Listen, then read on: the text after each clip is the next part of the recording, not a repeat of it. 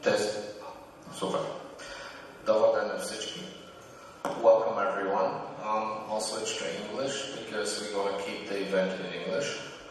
My name is Stani Minikov.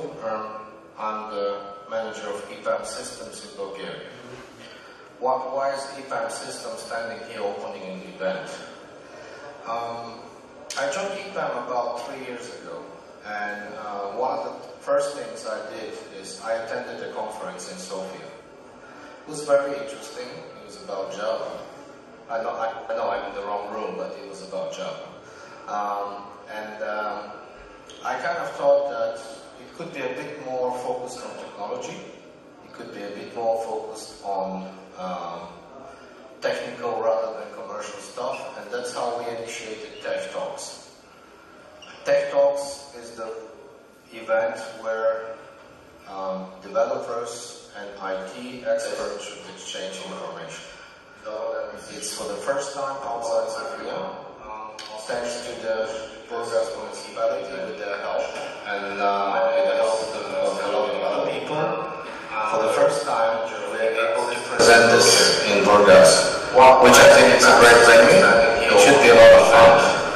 And it's always a good feeling to be between the first speaker, which you're waiting for, and event. So I would like to welcome Martin. Martin is from SBTech, one of the best speakers I know. So welcome, and you guys enjoy the event.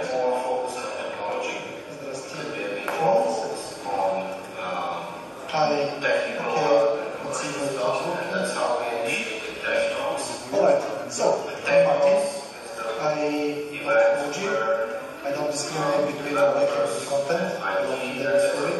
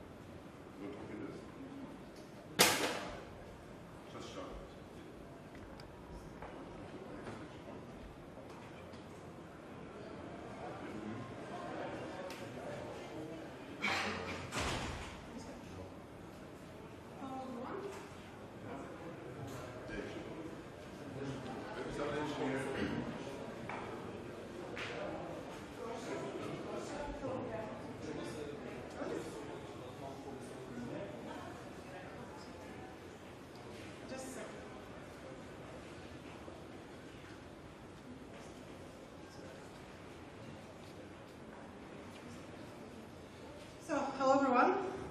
My name is Miranda Shonova. I'm a resource manager at Epam Systems, and I want to present today the first speaker at JavaStream, and this is Martin Knobloch.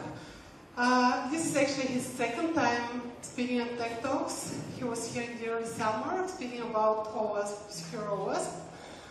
And by then he generated such a big interest from the Tech Talks community that we decided to invite him for a second time, and he accepted. We're very happy about that. Today he'll be speaking about hackers' mindset, and I really hope you will enjoy this presentation. So listen and enjoy.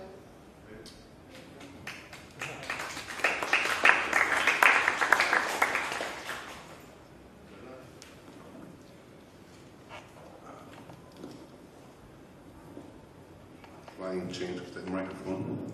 Okay. Hi there. My name is Martin Knobloch, as you said. I was a developer. And when I went to development, I was really scared about security because I come actually from the industrial side of software development. Because before I was a developer, I was a mechanic of injection molding, and my first thing I did, my first code review, I didn't know what code review is, was finding a bug in a PLC programming system. And that's a physical world, so when something goes wrong in the physical world, you have a very physical feedback. Something crashed, and when something crashed, it's impressive. So I went into software development and was wondering about security there. And then I had to make a split between software development and security. I made a jump to security, but it's still my heart is with developers. So whom of you is a developer? Are you not proud to be a developer? We are all developers. Hey, we are developers. Everything on the world runs on your software. And whom of you ever thought about software security? Hey, 4. How comes? What the rest do? Functionality. And actually it's a problem when you look in the security community because they're always blaming the developers doing everything wrong. And it's also, who has ever had lessons when they studied IT in security? Who did a university study? I didn't. Who heard about security? What do you learn about network security, cryptography, isn't it? But it's something you use, not something you have to do yourself. So I want to show you a bit the mindset of a hacker. What a hacker tries to achieve, you have to see in consideration. So hopefully, next time, tomorrow, maybe later today, you sit behind the keyboard and type code, you look at your code, at your functionality differently.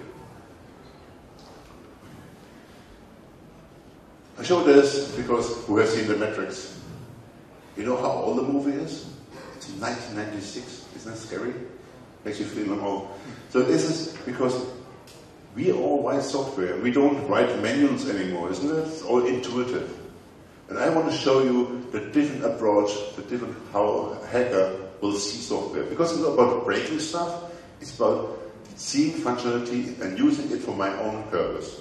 Because when I break an application, I cannot abuse it anymore. So I want to give you the choice for the right pill. And please, hacking is a crime. Be careful. I don't show you any tricks, but whatever you test, keep in mind that it is, when you do it for a productive system, you don't have the right permissions, it's illegal.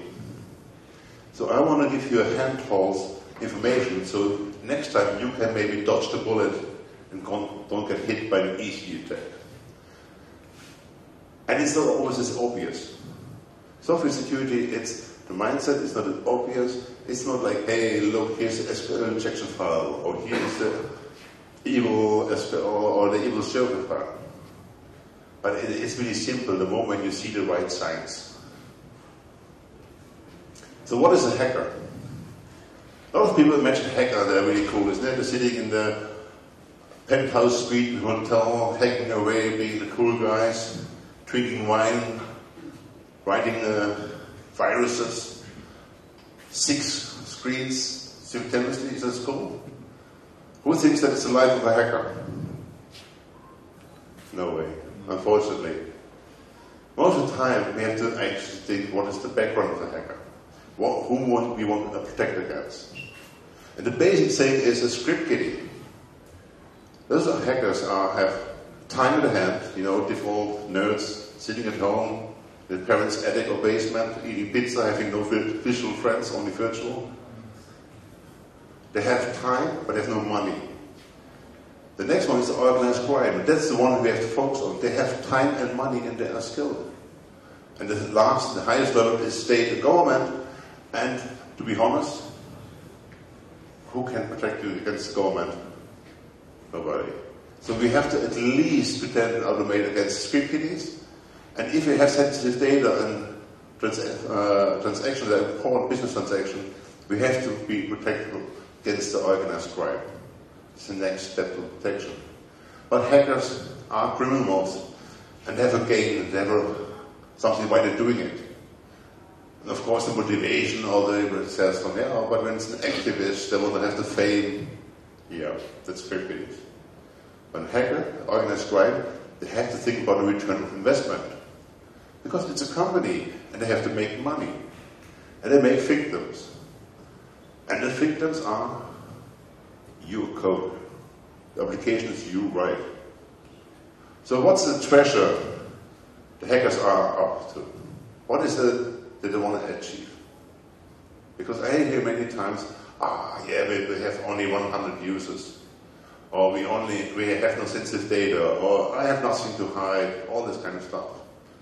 So what is the hacker wants to get? And the hacker wants to get, the first thing is IDs, identities. And then we all think about the web, identity theft, isn't it? Oh, they can abuse my identity. So is there a second party crypto suddenly running around? What they want to do is have address, post address, and information enough to do stuff. What can they do?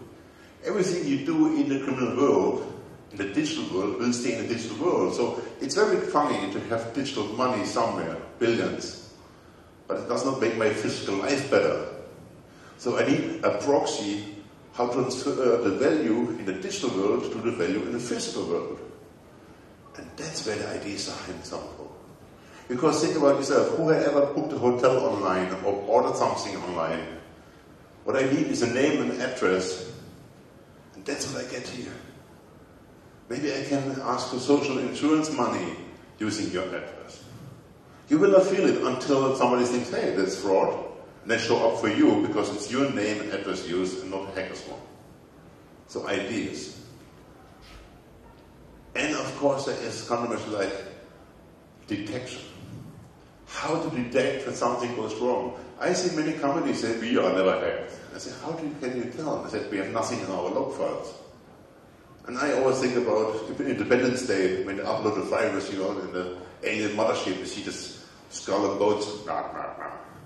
That's not what the hacker leaves. The hacker tries to leave no evidence back.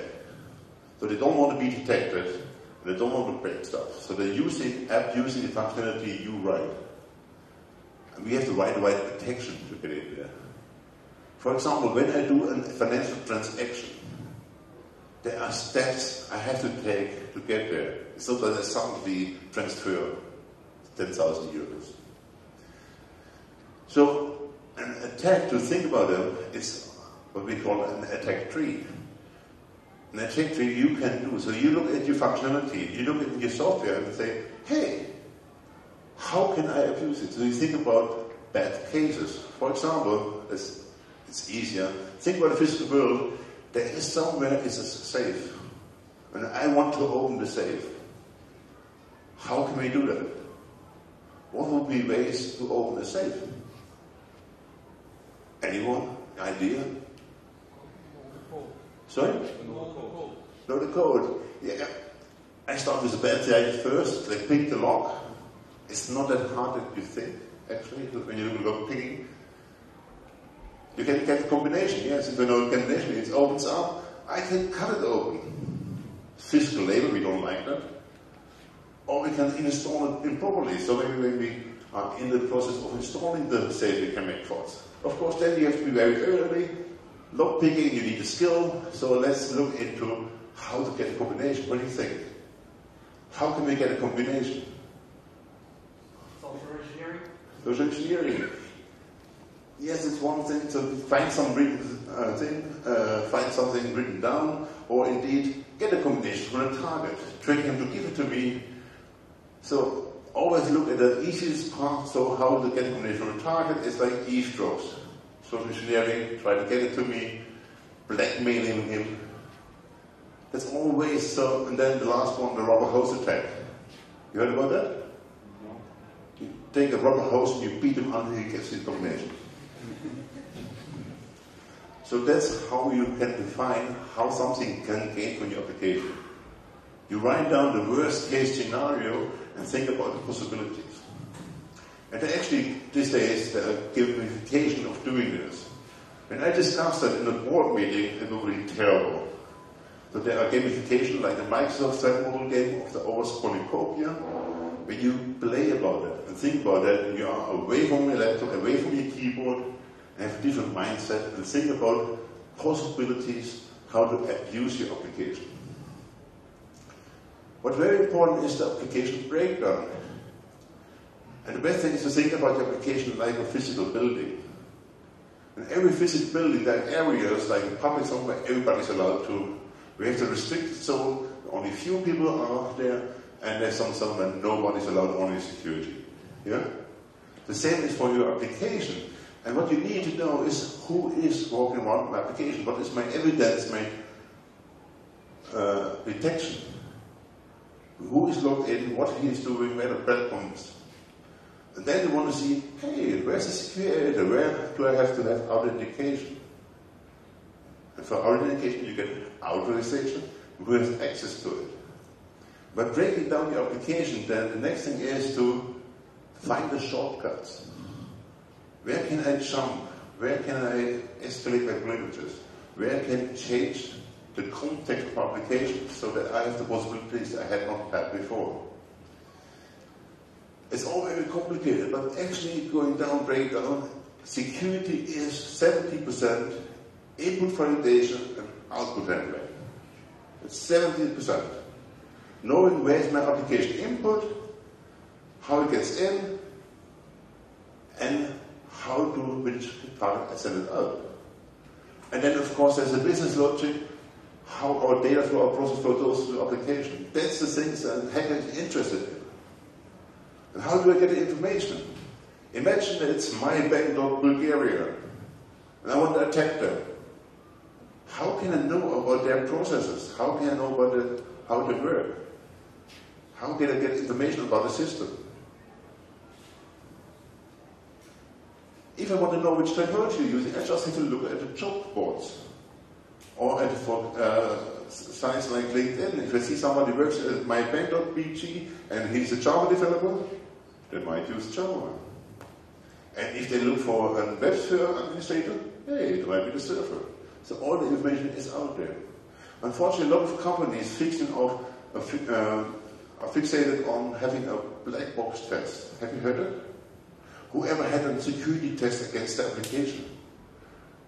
You had a black box test? So that's really great. So we have the developers here, they're writing the code, and there comes the super smart hero hacker. He doesn't talk to the developers, does he? He does his security magic for 5 days, time boxed. And what do you get? A PDF. But you don't know what he reached, you don't know what he did, you just say what he found.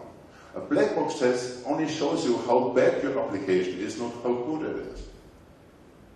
So what you need to know is going through the processes I can use. And what's another thing a lot of people forget? Timing. Information can be very relevant depending on the time. But also when the functionality is open, how long is it open? Your session management, for example, default web session management, web session, how long is it valid? Default? Who knows that?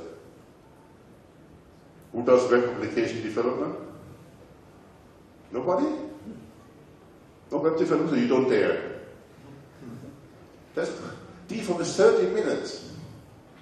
That means if your session token is valid for 30 minutes, I have an attack phase for 30 minutes to attack this session. But wait a minute. But it's mostly unlimited as long as you keep sending requests. Doesn't sound secure. It's like my front door, when I put a key in, it's open forever until I close it. Who does that at home? Replay. Try for your own application if you have a request sent. And I can send it again. It's exactly identical same request. Will it be detected?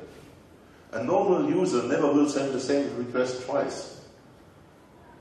The identical request.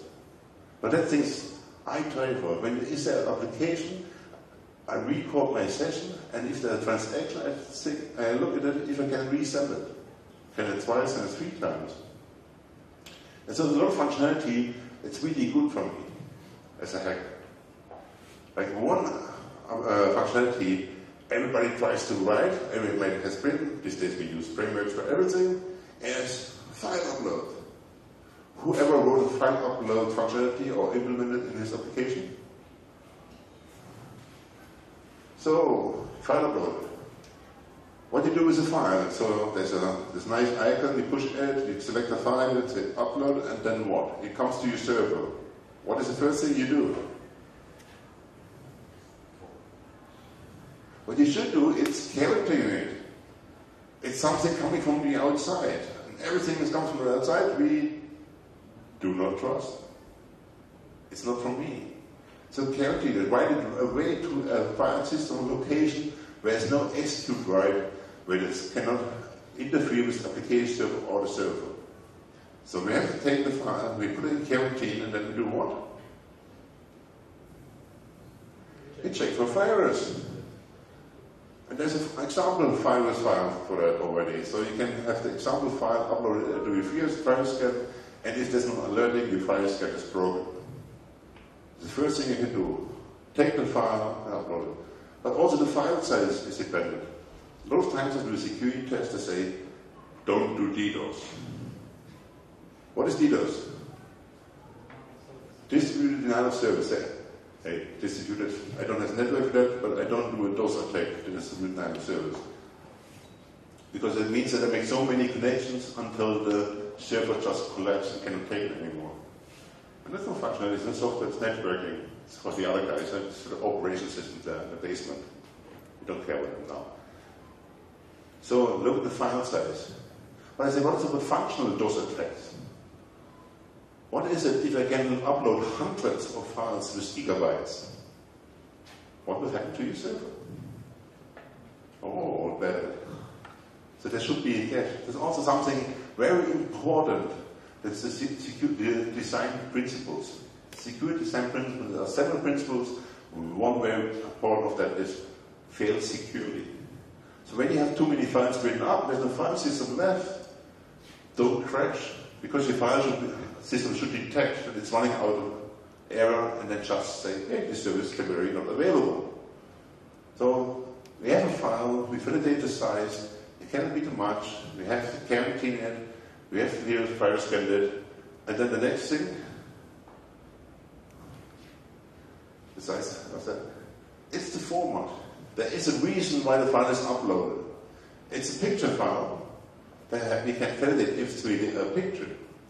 If it's an XML file, we have to validate is the XML file the file we have expected. How do we validate XML files? Schema, I guess. We're strict. You see here my 5-foot one. Max occurrence unbound.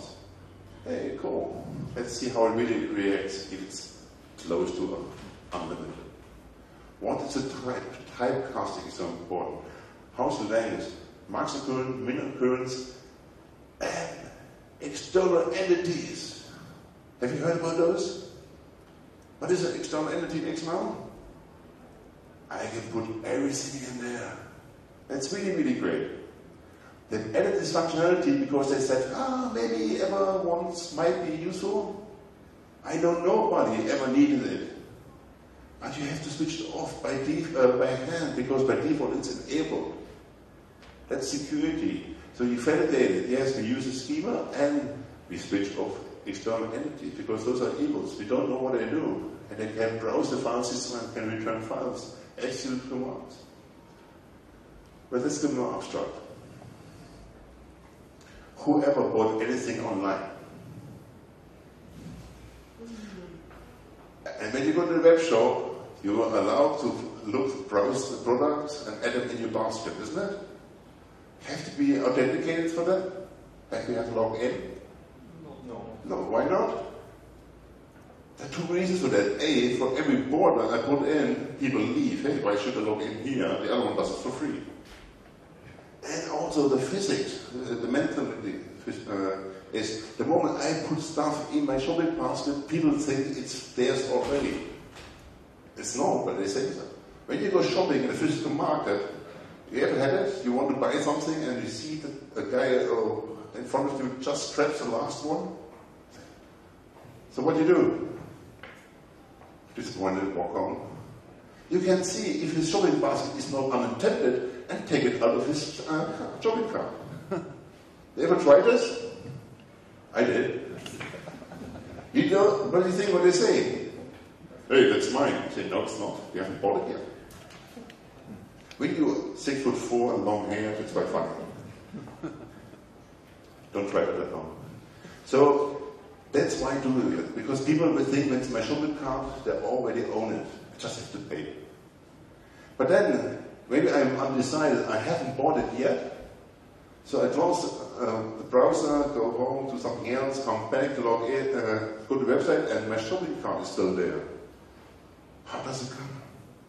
How can the browser know what I did last time? Any ideas? Cookies!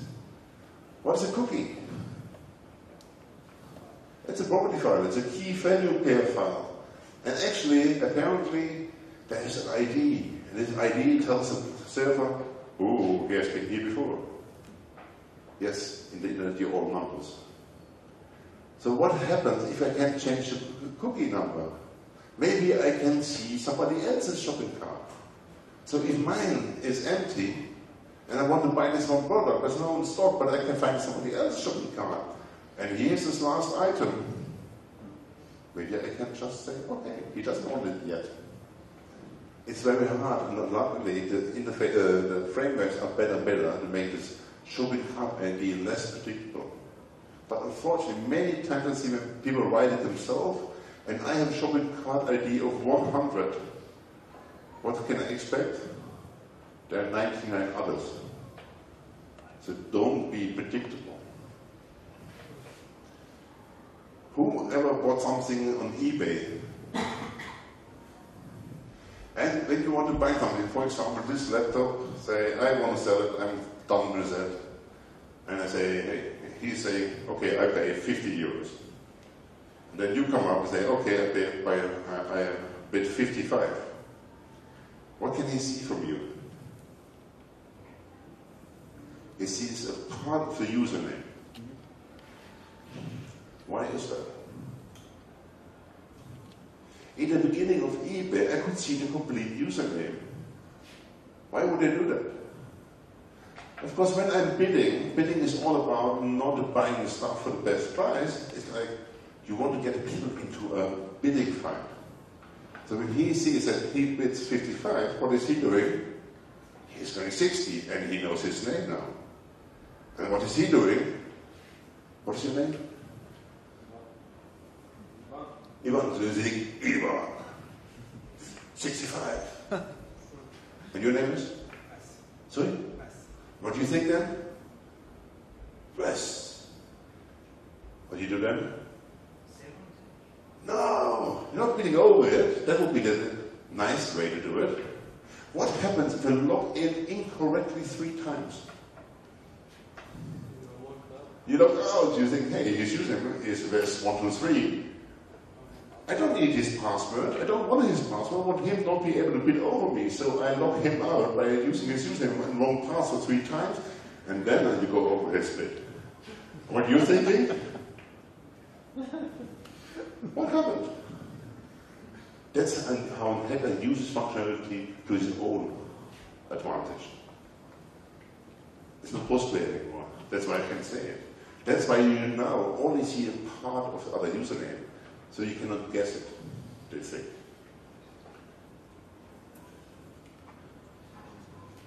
Identification is really hard. How do I know that somebody even did a bid? How do I know that? He put in a registration, he filled in the user and password, and we got an account, isn't it? And on the web it's quite easy because we have a physical desktop, there's an Explorer, but everything that happens on my business logic. Ever heard about a baby duck?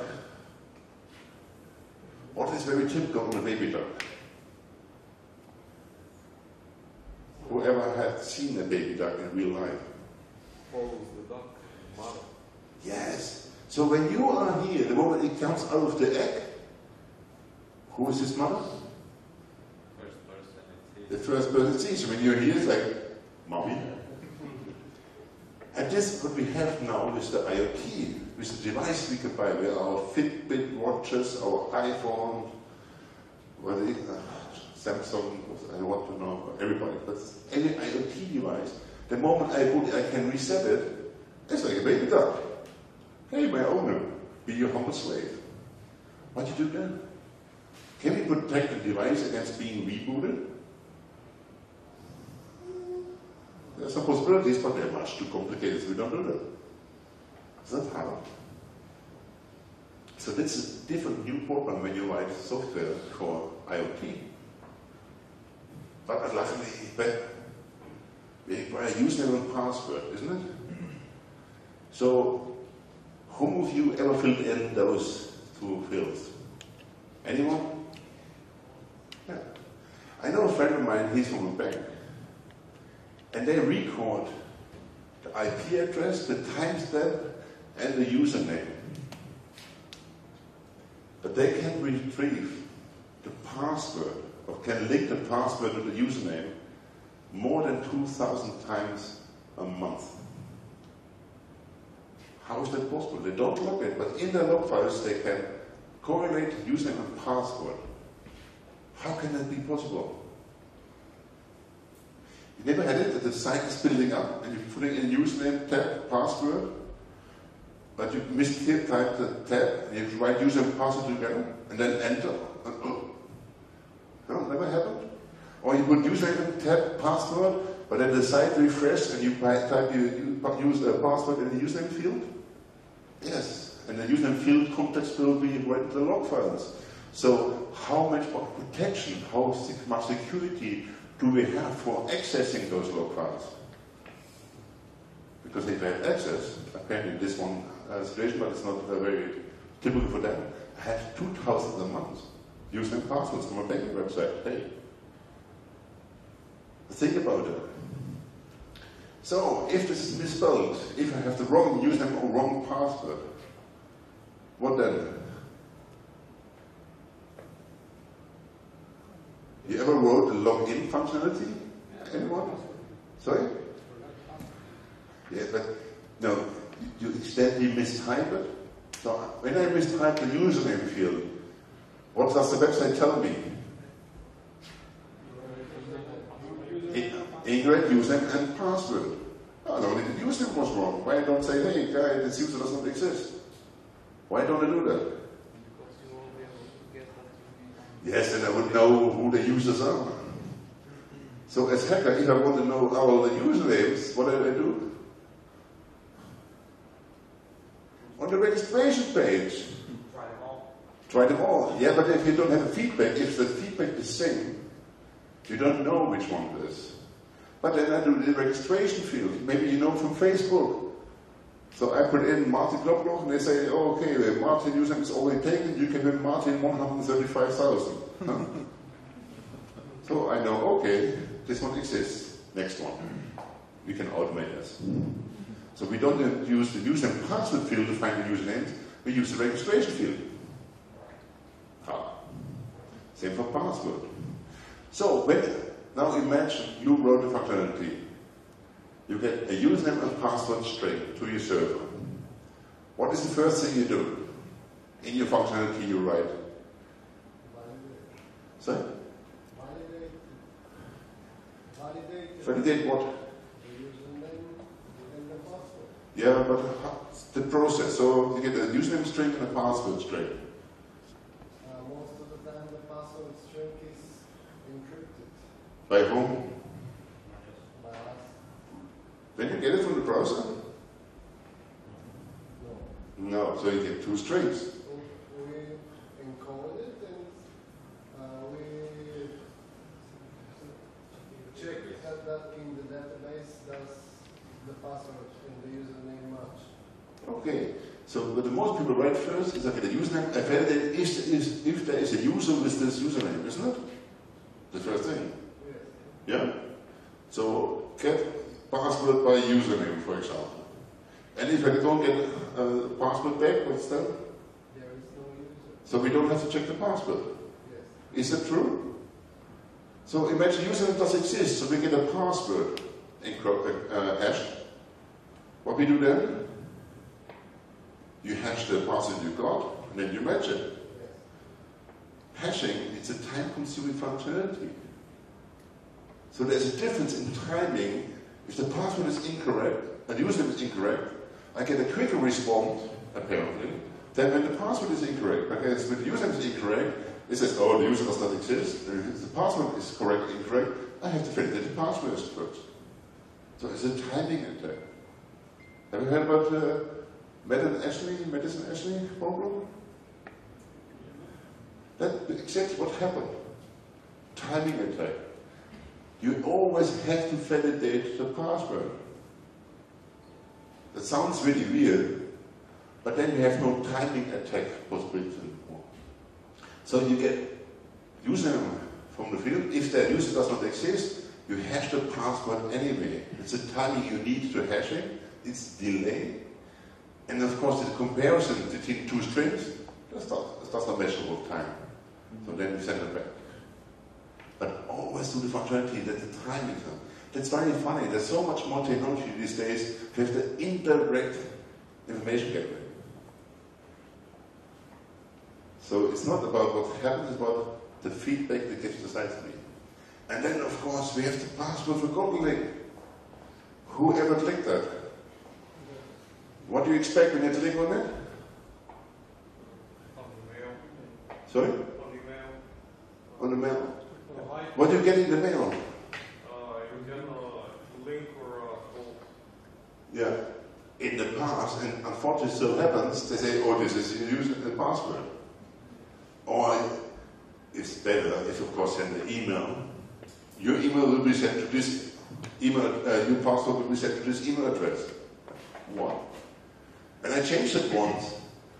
And apparently, they used it, when I said yes, they used the password in the text field of this form. So I had one email address. I clicked the password forgotten from a username. It said, your password will be sent to this email address. I changed the email address. I said, okay, go. And it said, my clear text password to another email. That's not good. So I told them, hey, you shouldn't do that. But, hey, it was a right-click protection. I couldn't right-click on the page source. What does this say?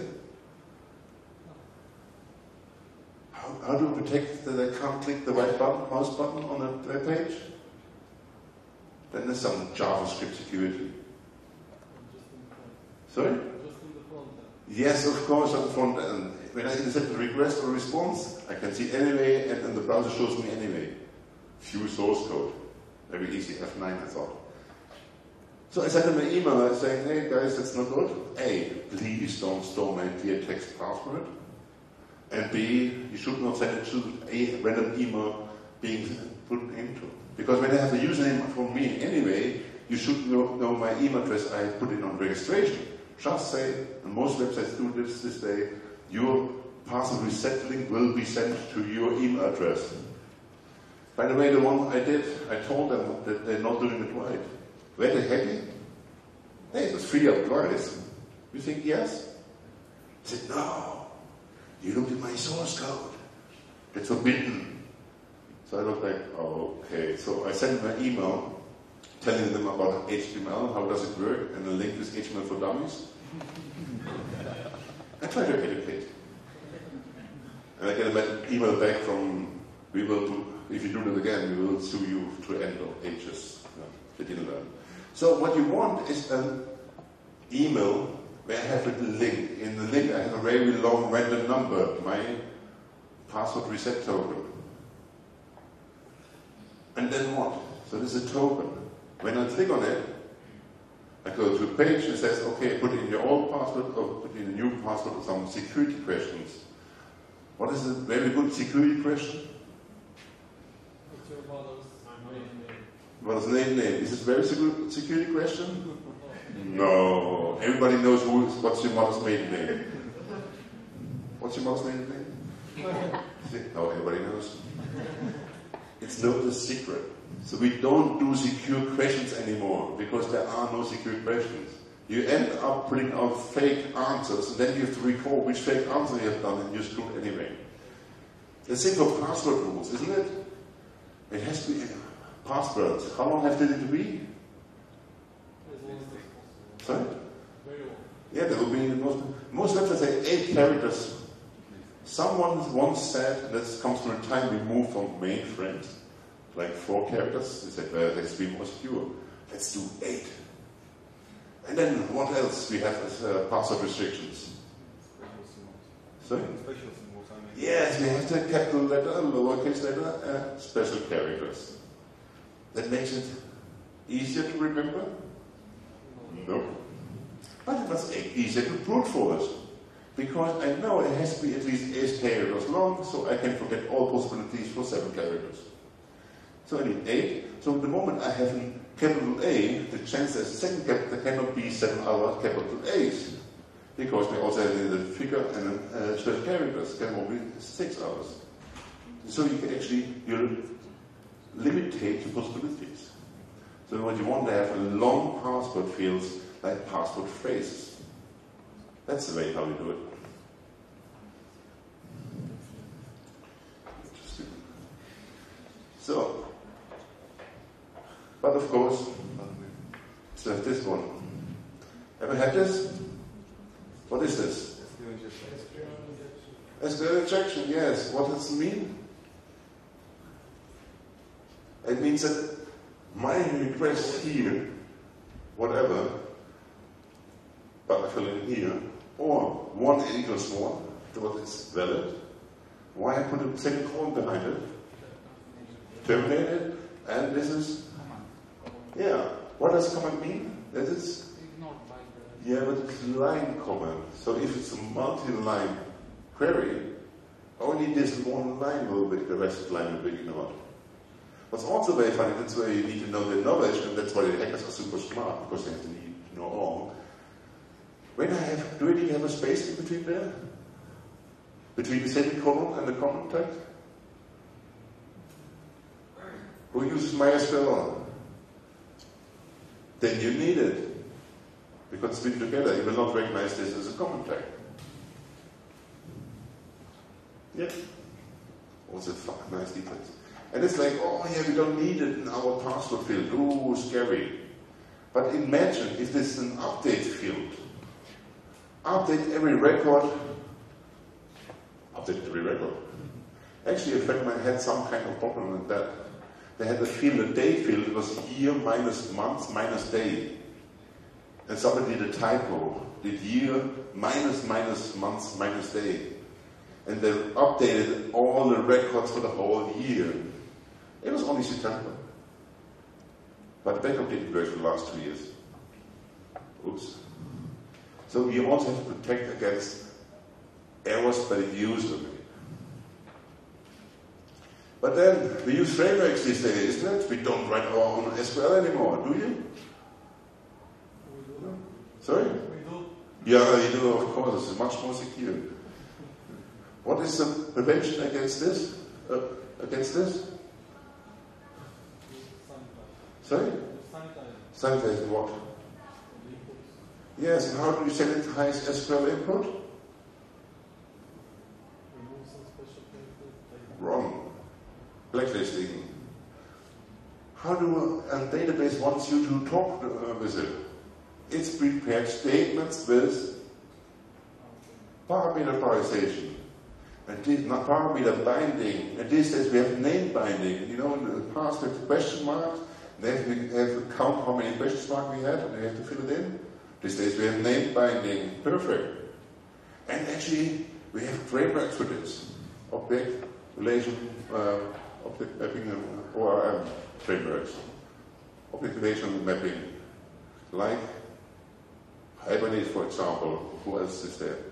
You don't like it? Hibernate by itself is really good because they do security and they do not parameter binding. I use another framework. It's also good. I use Droop. Yeah. They do also parameter binding underwater. And Hibernate was the one biggest and best, but then the developer said, yes, but we all need flexibility. So we have dynamic Hibernate query language. SQL injection introduced again. But there's another problem. When you get an object, and we want to put in another object, how you do the object binding? You ever did object binding? So for example, you get from one time when I log in, I get a username and password, maybe address, I don't care. And on the server side, the object itself contains another field, it contains role. So what if I inject into the request and role field? If there's not explicit binding, when I say, okay, this username must be this username, and password, and I don't care about the rest, but I just clone the object, so this object is this object, and I add the role field, this will also be updated. That's what the object management does for you. This was a problem in GitHub. You just could add the role ID, and you got a role. The guy said, hey, what's the ID for administrator? Oh, must be the 1. Role ID is 1. Added to the request, and he was upmade. So explicit binding is very important, not just taking the object from, and hey, it comes from the internet, we must trust it. No, never trust. So make an object, look in the values, and do explicit binding that nothing else has been added to it.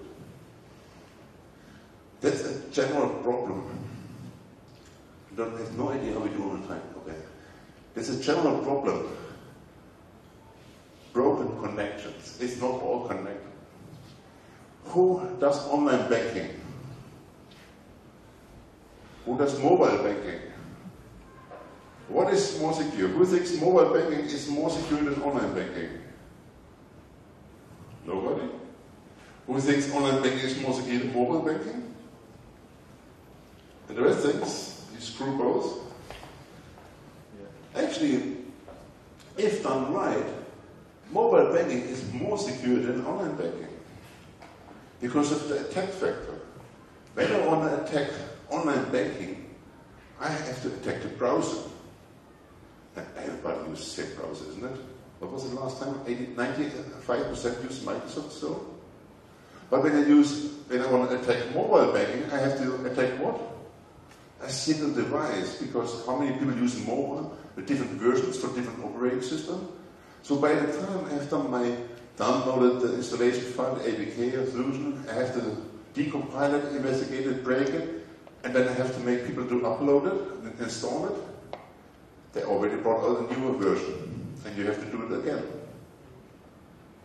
But the enabling of the online mobile banking account on the phone, it's a non-IT process, not completely.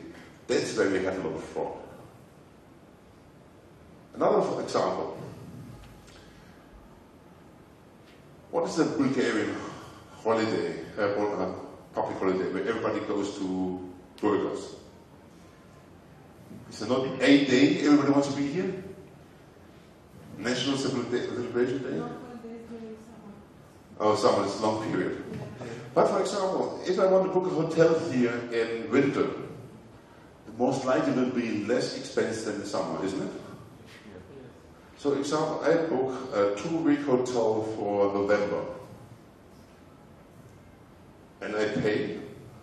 And then I call the hotel. I give me time to say, oh sorry, I need an error. Yeah, computers are very complicated. Of course I don't want to be here in winter. I want to be here in August.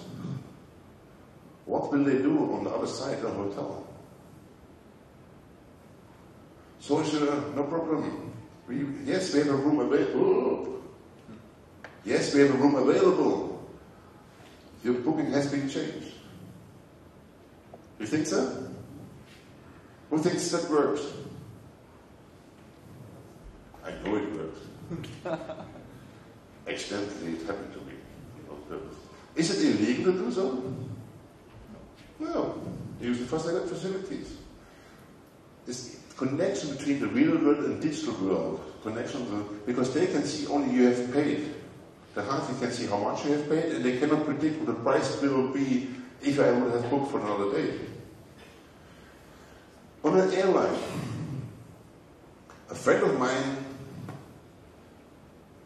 changed the seat number. So apparently it was front-end validation. So you know when you check in online, you see all the available seats, and he thought, oh, there is one seat, I really want to have that, but it was taken. Let's say seat 3C. So he had to book seat number 929D or something like that. But he saw that he could change the request. So the moment he said okay, he inserted the request and changed from 29D to 3C. And there was no server-side validation. So when he went to the airport, had to be early or late? So who thinks he has to be early to get a seat? What are you thinking? Who thinks he has to be late? Why should he be late and then what? Because he shows his ticket and says it's nice. Yeah. They upgrade him to business class. Yes! Because someone's out there, oh sorry sir, please follow me up to the business class. But you of course must be lucky there's a seat available there. The question is, I don't tell you, does the cabin crew know that you are registered? Depends on the airline and on the flight. The bigger and more expensive it is, the more likely they know. Because when you go like to America first class, they really know which name is registered where because they welcome you by name. I know that second hand, I never come to places, but I cannot afford it, unfortunately. But, so by other tickets, you might change only the ticket number. Hey, sure, because they cannot read the barcode. So in the front desk, they read the barcode, when you're there, they see the, so what would be a problem to have to alter it? so saying nicely seat 29D, and you just use paint or whatever, and make a 3C from it. Who will notice that you frauded? I'm not saying you use that. That is fraud, actually. That is not legal. Call again for saying, sorry, I made a mistake, you rebook it, it's legal. That's fraud to force it. Don't do that. No forgery. Yeah? There is always a problem, I told you, to get the money. There's a point when all the digital value has become real value, and that is where the most hacker get detected. And of course, as every criminal, they get lazy, they never have enough, and they make faults. But when they get to the physical world, they have physical feedback. Oops, that's wrong, this one I needed. They get physical feedback. So if I have, for example, hundreds of thousands of digital euros, letters? No.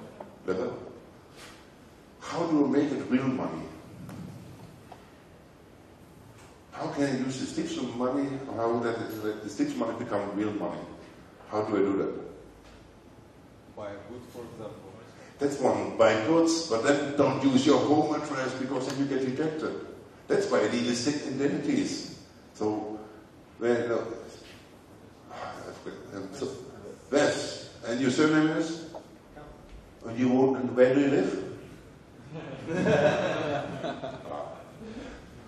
I should ask you at the beginning of the talk, isn't it? So that's when I know to whom to deliver and just make sure he's not there, and then I can maybe grab it from the postman. Yeah? But that's for goods. I don't want to send a parcel. But I don't want to, I want the one I need to eat. I have to go out. I cannot buy a vacuum cleaner, go to disco and say, do me 3 beer, please. Here's very nice new Dyson vacuum cleaner. Doesn't work. So I need money. How do I get the money? What I use is a mule. It's not a real mule, like for animals, 4 legs. They call a mule. So I need somebody who is untrustable because he wants to help me to take a fraud. But he has to be reliable because he has to stick to my scheme. Because you can use, what they found out, it takes about 2 years to find a mule. And you only can use him once. And from every mule you find, you can only use about 20%. So a lot of effort is not in hacking, and a lot of effort is in finding mules.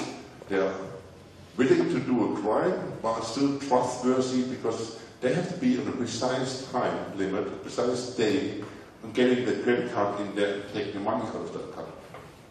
It's very hard to find people who are fraudulent and too trustworthy. That's very hard. And that is where most people get in cybercrime.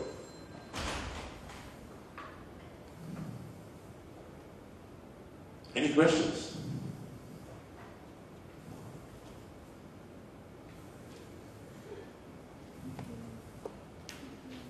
Yeah. Yeah? What is your mother's maiden name and your address, please? That's quite funny, because when I register for the US, I have to tell them where my mother is born. And I have no clue. So, yeah, it's funny.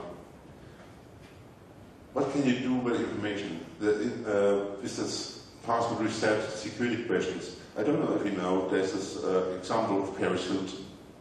You all know who Paris Hilton is. I didn't know it until I heard the story. So back then we had no smartphones. Can you imagine? We have this mobile devices we could call. That's it. And when you lost your smartphone and lost your SIM card, your contact details were gone. And there was one website that said, if you upload the information to us, they will protect it. A big American ISP. So somebody said, hey, he's so big, maybe Paris Hilton is one of the users, and he put in Paris Hilton as username and password. I didn't know, so did the password forgotten field. And one of the questions, 3 questions was, what is your favorite pet? Who knows the pet of Paris Hilton? You know the name? I really bet his names, but since one guy in one class I gave said, Tinkerbell, I cannot forget it anymore. So he put in Tinkerbell and got all the password fields. And then, of course, it happened again. It was Sarah telling, also big news.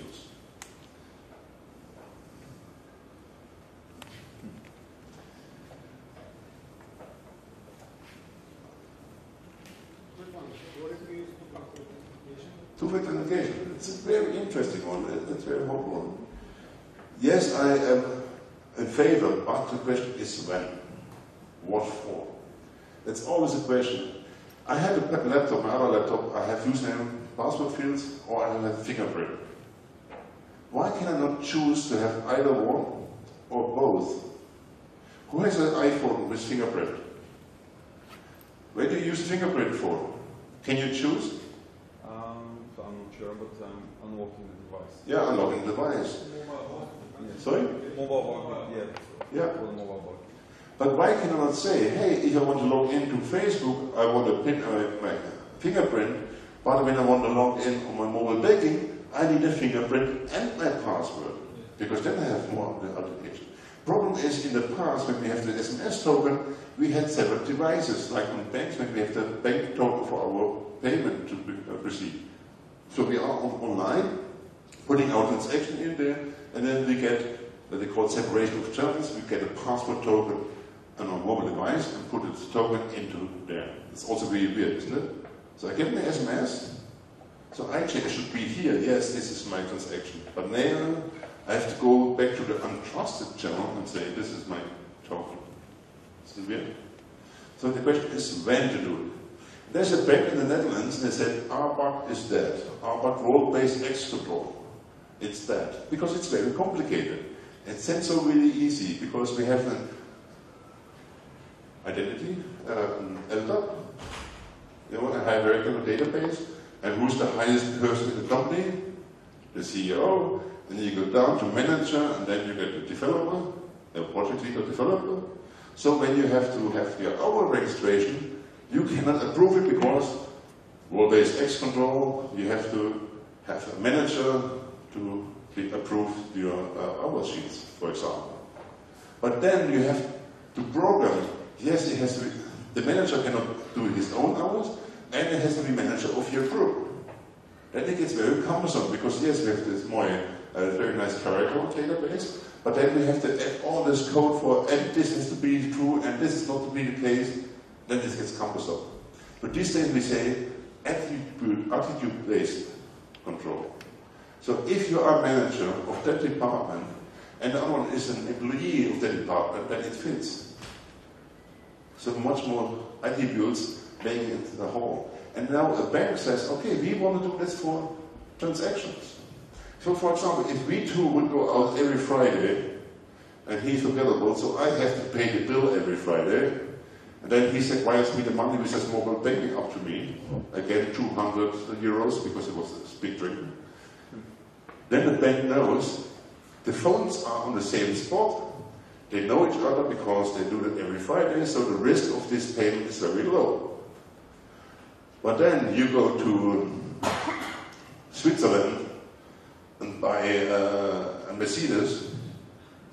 That's very awkward, isn't it? You don't do that on a regular basis. It's much more money. It's a very awkward situation. And then, same as for credit card transactions, what they always do is say, well, they will need more authentication. That's very interesting to do. So, attribute-based, context-based authentication. It's not two-factor for everything, because the user will not do it. But what is the situation? What is the business importance? What is the value? What is the risk? It's a fraud. So when you're in Switzerland, buying a Mercedes with your mobile banking, it would be really awkward to do so when your mobile phone is in Bulgaria, isn't it? Stuff like that you can relate. I was in the bank, and what I had a very interesting virus in front end. So what it is, you log in, you put a transaction ready, and then you say, okay, send those transactions, then you get an SMS back with the total amount of the money and a TN code. The verification code. And then you have to type this back in. There was a very smart virus, and he said, for your own security, we randomly ask you for a single verification code. And they did so. And then people look at it, oh yeah, my security, you do it again. But it was a fraud transaction done by the virus. And it was so smart, when you look in your bank account on your compromised computer, it also removed this fraud transaction and calculated a very nice number, what was actually okay without them. So you would not be able to see it as long as you only use mobile banking, online banking on this compromised computer. It takes us a very long time to hold PR sessions about we only ask your thumb code once. What do you think? 1 year later, a new manager on the marketing said, you know what we do? We have to increase the trust and security of our customers. We randomly have to ask them for a second thumb code. Not even a year before, we had spent hundreds of thousands on the PR not to do so, and then the new marketing manager had to do so. And it's very hard to verify that. Yeah? Other question?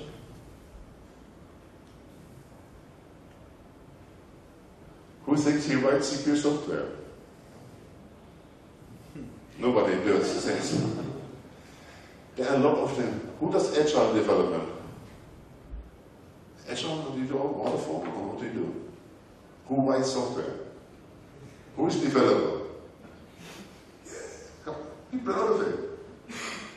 There's a lot of automation on it, so we know DevOps system. So, who does DevOps? What do you do? You just sit by yourself, write your code. Oh.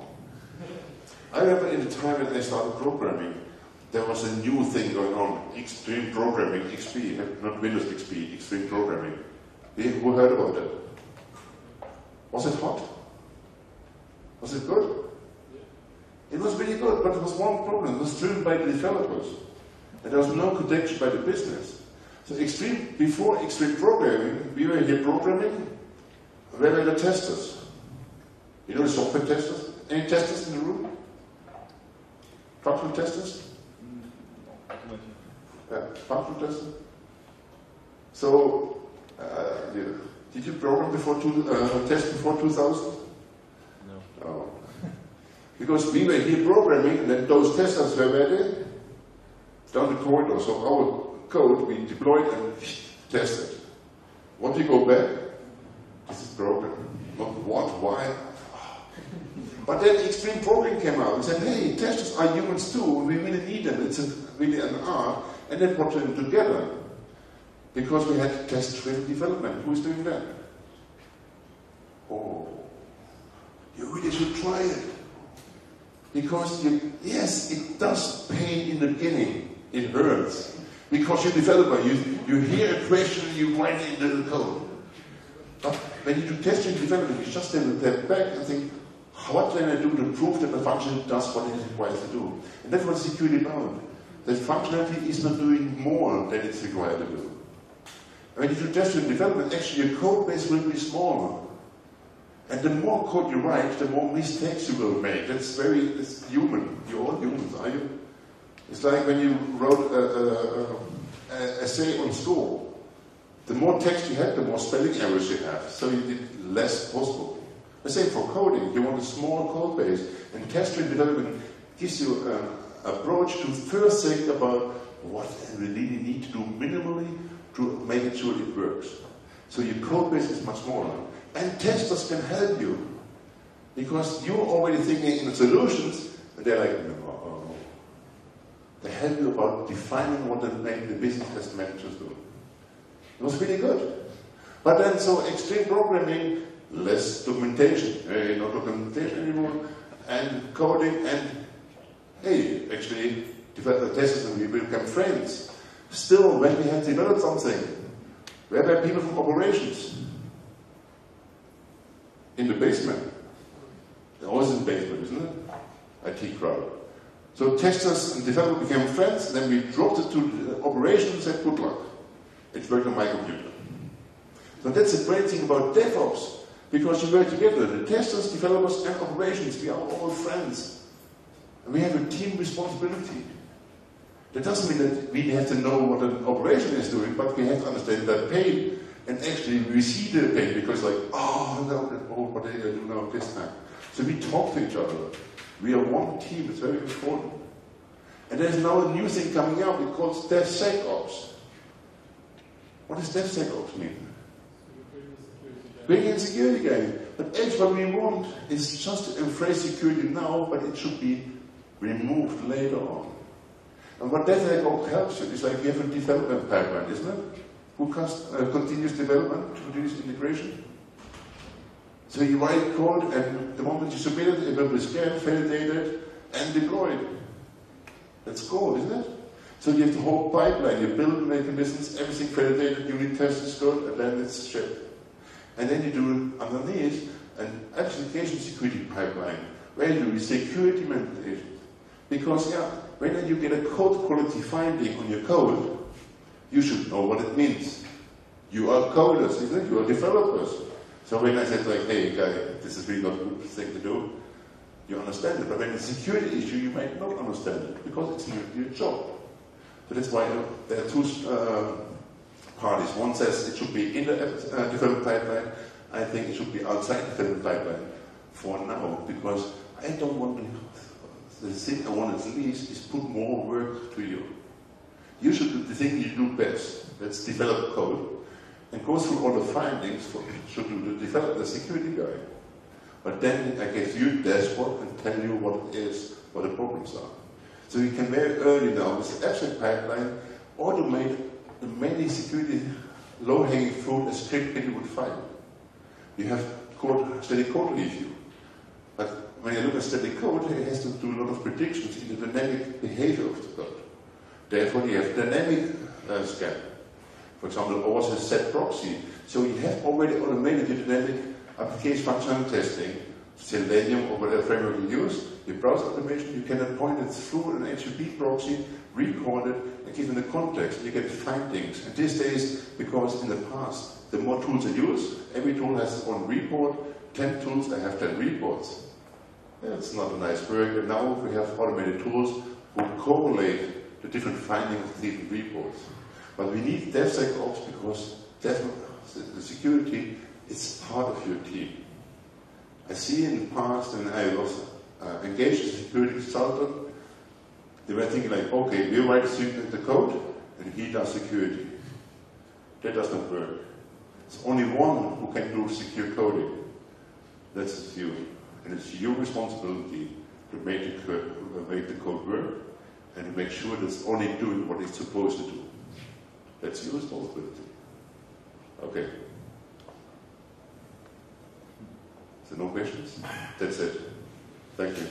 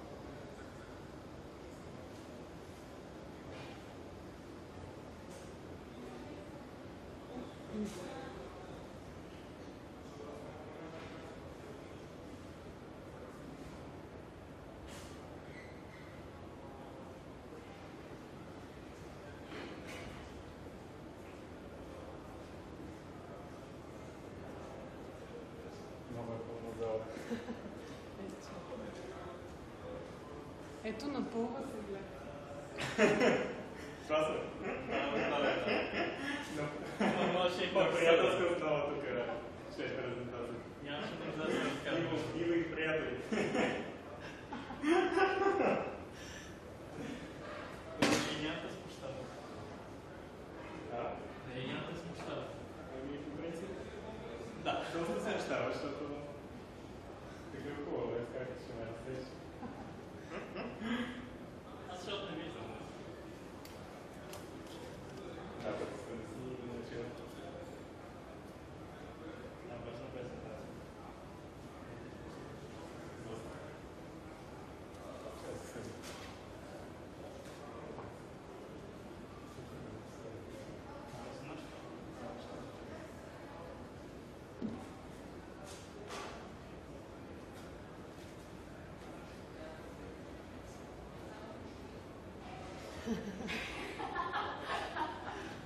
Тук някакви казуси с кабели има ли? Няма, нали? Той се не може да се Не трябва да отида да купи кабел, така се оказа. Защо? Не знам, нещо не му е съвместим.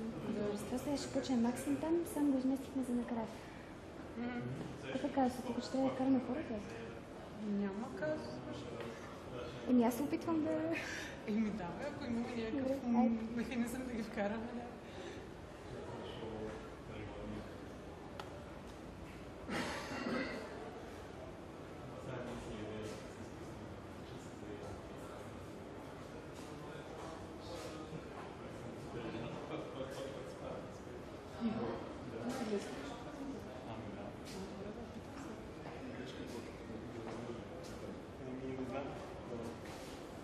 Няма смисъл да още не скача. Гледам всички са отвън.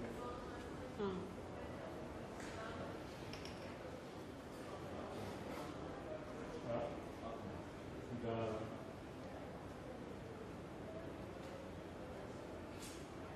Това е този реактор, който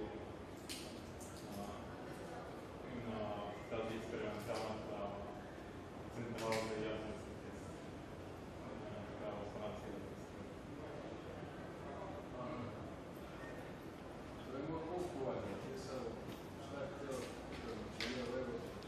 Не кое. Това е такава специфична да яден.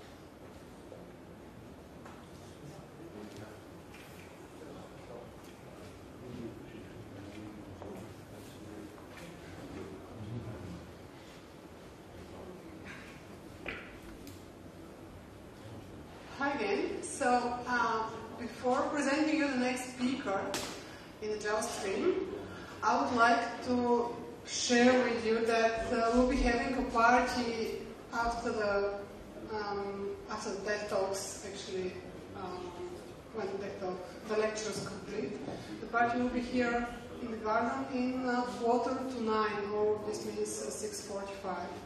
So all of you are welcome to the party to celebrate the event. And now, I want to present to you the next speaker. This is Epam Bulgaria, and this is our Miss Epam representation on the Java stream.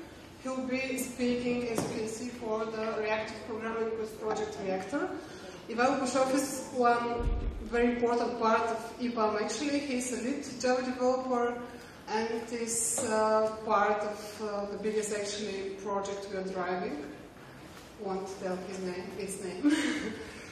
So enjoy it. Thank you, Milena. So, hi everyone. Today we will talk about reactive programming with Project Reactor.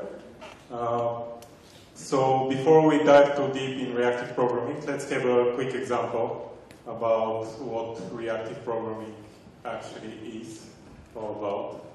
So, imagine a case we have a company where someone is suggesting improvements, and we have a whole department that's doing the suggestion improvement processing in that company. So we have our employee that's doing all that stuff, and whenever an employee comes at the improvement department, she'll say to him to stay at her desk, and she'll prepare some kind of initial documentation, then go to the management, wait there, for example, 5 hours to get everything approved, and then she'll proceed processing some other documentation and respectively go to the legal department and financial department. So at total, we will have our improvement department employee spending 12 hours just waiting for others, and our employee that's suggesting the improvement, he would have to wait 16 hours. So it's very similar to our synchronous blocking software that we are creating with a single thread. So most of the time our system is idle, and it's not just doing nothing, sitting there for blocking IO to complete. So imagine our next employee comes in with a suggestion, then we are in trouble because that one would have to wait for the first. So what we could do actually is, when we have multiple suggestions in our company, we could then create a whole team in the improvements department. So multiple people will stay at some other desks at other departments and wait for their work to be processed. And it's very similar to our multi-threaded synchronous blocking programs, where we have multiple threads. Each thread is executing single task at a time. And most of the time the threads are waiting for blocking IO to complete. So what's the problem with such kind of software and such kind of workflow in our company? So at first we have a lot of people just sitting there getting salaries, but in the meantime they're doing nothing. It's very similar to our software. So we have a lot of threads that are just sitting there, consuming resources, but doing nothing. And what if we have a new person in our team, in the improvements team? So we will have to spend more cost training that person. And it's again similar to the threads. If we have to create a new thread, we have more cost. And imagine, because we are hiring too many people just to wait there, we could spend some cost for having less workplaces, so they can switch workplaces, and whenever they switch workplaces, someone will pack all his things, and another one will unpack all his stuff before proceeding with working. So in our software it's called context switching, so we have an overhead for the context switching as well. Could we make a software that's more efficient and also a workflow in our company that's more efficient? Because ironically, it seems that our improvements department needs improvement on its own. Okay, so what we can do is, whenever someone has a suggestion, he will just submit that to our improvements department. That would be accepted, and he could then get to his next tasks.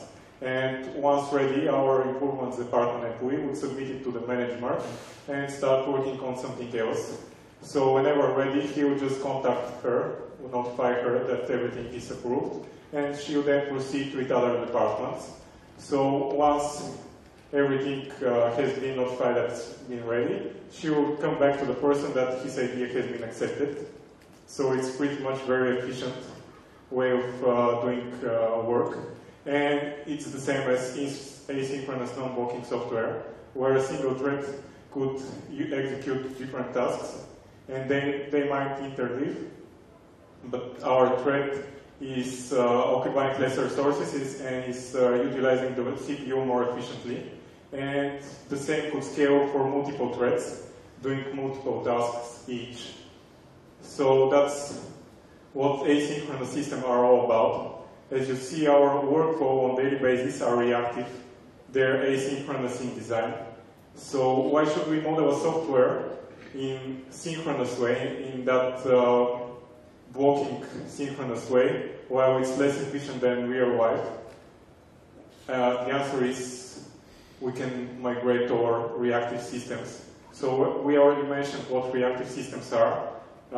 Let's explain a bit the idea behind reactive systems. So a group of people, leading engineers, created the reactive manifesto. And on architecture level, we have a definition about what reactive system should look like. It should be message-driven, meaning that it relies on asynchronous message passing. And why is that needed? Because it's more efficient. Whenever you create a new system, it should, most of the time, it should integrate with a bunch of other systems. It won't work on its own. And in the meantime, it's because we have so many devices, we need to be able to decouple our systems from others, and from other devices and from other systems. And based on this, we can achieve other qualities to our reactive systems as well. So being elastic means that our systems are able to scale. For example, from a 100-core CPU up, that's being able to scale up, or scale down to the smallest devices, like your smart kettle, for example, or being able to scale out on the cloud, on a cluster of servers. And why is that based on the world, and why is that important actually? Because if you don't, it's getting more and more complex launching new instances, for example, and it's quite hard to do it manually. And keeping the rate of the load that's growing over years, it would be a nightmare to do it manually, so we need to automate this in our software instead of hard coding it or have a manual support for it. And our system, reactive systems, should be resilient. So what's resilient all about?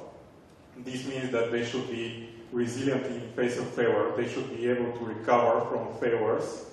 And they should be able to operate even if there's a failure in the system. So why is that important? Because we are depending so much on software nowadays that it has become a crucial part of our lives. So we cannot afford to don't have those systems around, and they should be available for us. And they should be responsive, meaning that they should provide response just in time. And because if they don't provide response, it's the same as in time, it's the same as they didn't provide as response at all. Think about autonomous cars, for example. If they don't provide response in time, they'll crash. Or think about financial software. If prices are not changed in time, we will have different prices against the market that's being changed. So you might say creating such asynchronous systems is hard because we need to be able to code asynchronously.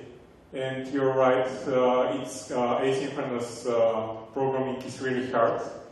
It's really complex and it's hard nowadays because we didn't have the exact tools that we could achieve a simple programming model. So up until Java 8, with the completable future, we had to implement all state management and composition of such events on our own.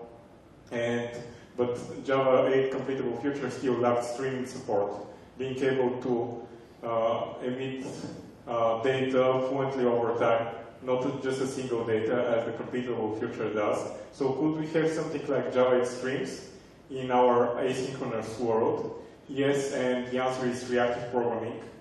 So what's reactive programming all about? It's a subset of asynchronous programming where new events just drive the logic forward. So we should be able to compose simple steps which are asynchronous and non-blocking into a simple and single workflow, and being able to process all the events and change the behavior of our system. So it sounds a bit abstract, and that's why a bunch of reactive libraries emerged in able to solve that problem.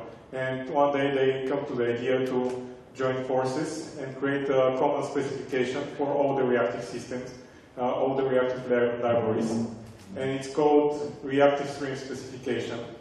So it advises us specifies how to create streams of asynchronous events that could be composed in a back pressure aware manner. So we'll talk about later about back pressure. But the idea was so bright that was introduced in Java 9 with the flow interfaces. Let's elaborate more what reactive stream specification provides us with. So we have a publisher and subscriber interfaces.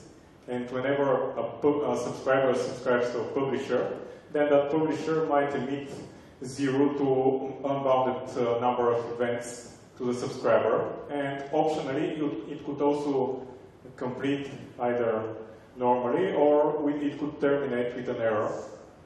And the second part is that the subscriber is provided with a subscription. So what's the subscription all about? It's about being able to control the rate that the publisher sends events to the subscriber. So if the rate is too fast for the subscriber, it could ask for a lower rate, or if it's too low, it could ask for a higher rate. And it could also optionally cancel that subscription. So what we need now is just to implement those interfaces and start being reactive. But it's not the case, because we already have reactive libraries. So that specification just forms the basis of reactive programming and allows different reactive libraries to be integrated with each other. So we just need an API, and I choose to present you Project Reactor. Why do I think it's important to present it? Because it's the fourth generation, the highest generation of reactive libraries, and based on Eric Java, it has been now under the umbrella of Spring, which is pretty important because Spring doesn't create low quality programs and libraries. And it has multiple add-ons included. For example, we will focus today on the core, but it has other modules which are related to I/O stuff with the built-in solutions that you could use to integrate your reactive systems. So what's the Project Reactor version of Publisher? It's called Flux. Flux could be presented with the following diagram. So we have items asynchronously emitted on that timeline. So whenever an item is emitted, it could pass an operator. It's called flux operator, and that operator could optionally transform that item. And the vertical line means that that flux could complete, but it might be an endless flux, it might never complete. And that cross sign, the red cross sign, means that our flux could terminate with an error. And they included also another interface called mono. So what's the difference between flux and mono?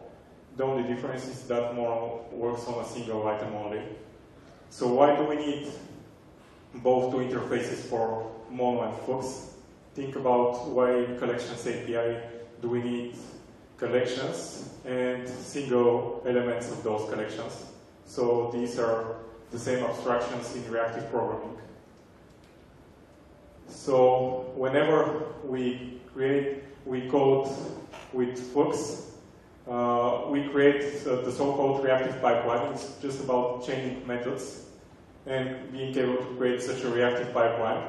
So it's a very simple example. We just get the sequence of numbers from 1 to 5, filter all the odd numbers out of event prefix, and then subscribe, meaning that we will print them to the console. So we print events from 1, 3, and 5. Let's show you by using a diagram how all the magic behind happens. So if you can see, this is our reactive pipeline. So we have a subscriber here. It's just the lambda subscriber in the subscribe method. So whenever we subscribe, we create an internal subscription in that operator. What's the difference between source and operator? So source is just a binding between the Flux code and something that's outside the reactive world, like the sequence 1 to 5. And the operator is just a transformation. It's just a chain, serving the chain and transforming that source into something else. So if we subscribe to that operator, it would create a subscription, which is both subscription and subscriber, to the next operator. And the next one will just subscribe to the source. Once we have been subscribed to the source, we will just start emitting events which will be transformed by our reactive pipeline up to the, down to the subscriber. And what is more important is if we subscribe with different subscribers, we won't consume the Flux with the first subscriber. Instead, we will have the same thing printed twice. So how does it happen? Well, if we have multiple subscribers, each of them is creating its own subscription chain, which is then used by each of those subscribers. So they are both independent and don't have anything in common except the parent reactive pipeline, which serves as rules how to build such subscription chains. And that's all. So enough of the hello world examples. Let's try to create something more meaningful. We'll create a reactive system that combines feeds from different providers. These are external systems to ours. And we could do it using RSS via HTTP, custom messaging solution that's asynchronous, or we could use even Twitter feeds. And in our systems, we could just select the top trending feeds and publish them to our consumers, which could be different kind of systems. And we will also provide a search functionality. So our publish will be by a category. Think about sports, movies, and so on. Right. So what interface can we use for it? We can use a simple search by a phrase where we return a simple result, a list of feed items. So what is a feed item? It's just a single new or single article. And we'll just provide a bunch of articles that we want to present to our consumers. And to subscribe would emit a Flux, a continuous flow of events, of updated feeds to our consumers. And in our category topic service, we'll just aggregate all the information from different providers and select the top trending. That's all what it's all about. And we could also have a search service related to the search functionality, and that's all the important interfaces in our application, so it's very simple. Let's see how we can make a reactive system that's both using reactive programming as an underlying programming model. So the most important stuff will be how to integrate with different APIs, because they might be living outside the reactive world. So it's very important to be able to integrate easily, and Project Reactor provides this already. So in case we have a synchronous request-reply mechanism using HTTP and process RSS data, we can have a simple interface that's returning a list of feed items. So if we need to adapt it to a Flux, how can we do it? We just use a sync provider in our own class that's implementing the feed provider, and we use the generate operator. So a generate operator just uses a callback function that will be called whenever there is a subscription, and it will request from the service using the next method and complete method. It will just return the single result, right? But what we want to achieve actually is to be able to have a continuous flow of updates, of updated feeds, but we have a synchronous interface, so we cannot achieve it. So we can exploit the so-called polling technique. We can just repeat at some interval and grab all the latest feeds. What about bridging to asynchronous APIs? How can we do it? We have a very simple asynchronous interface with a listener, and we are able also to unsubscribe from it. So it's even easier in our example. So you have to scroll down a bit to show the code.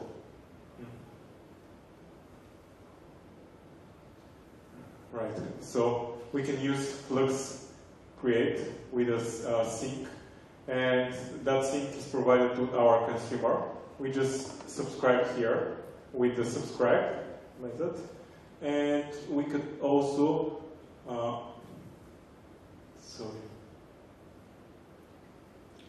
well, I will not be able to manage to show you all the code, but we can have a cancellation event here where we can unsubscribe, and that's it. We just create our asynchronous Flux from our asynchronous provider just 4 lines of code, where we provide the sync next method as a reference. So what if we want to return those results using Spring MVC, for example, that's requiring a blocking interface?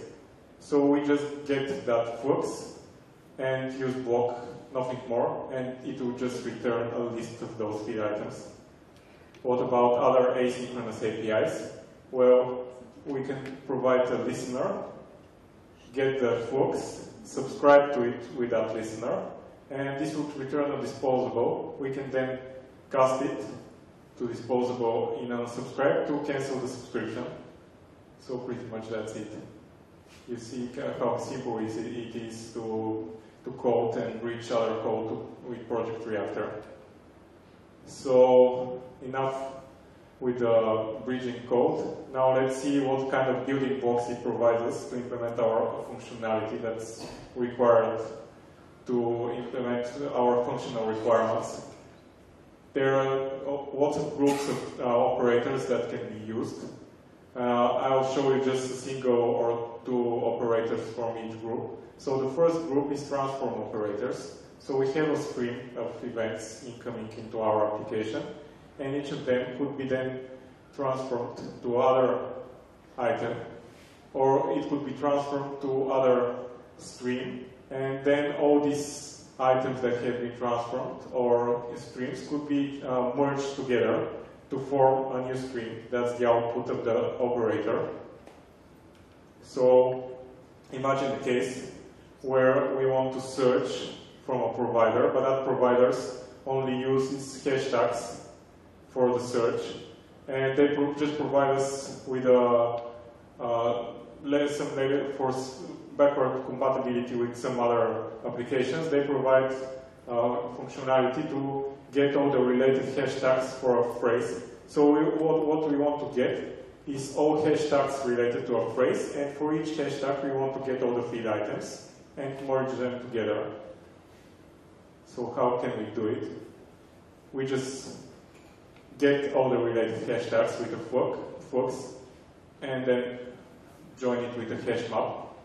And we should not forget to use some kind of limit for simultaneous requests, because if we have thousands of hashtags, we will just create thousands of subscriptions to the other service, and that's not really optimal. So we can use them in batches. And this is how it looks like on a diagram. So each of these circles is converted to a stream of squares, and then they are all merged into a single stream. And watch out, you can see that the purple and the blue one might be interleaved. This means that FlatMap does not order them by the emitted elements of the underlying stream.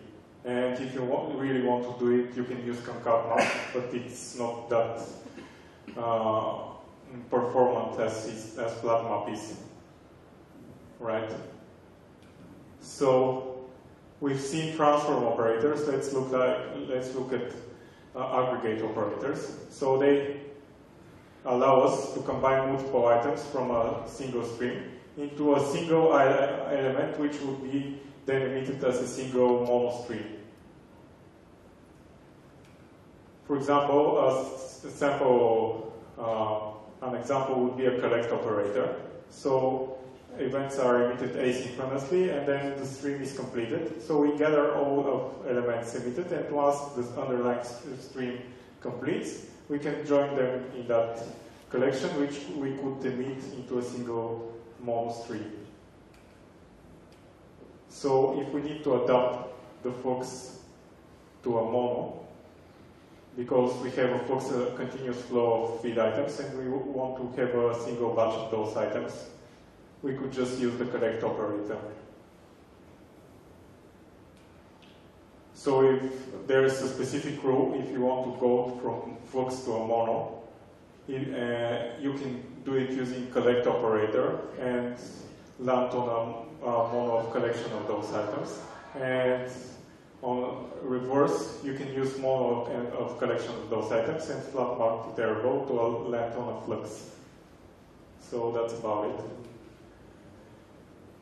Right, so we've implemented our providers, and let's see how we can implement the aggregation logic of our feed aggregator. So we want to merge all the underlying providers' feeds into a single feed. So we can use the combine lattice operator.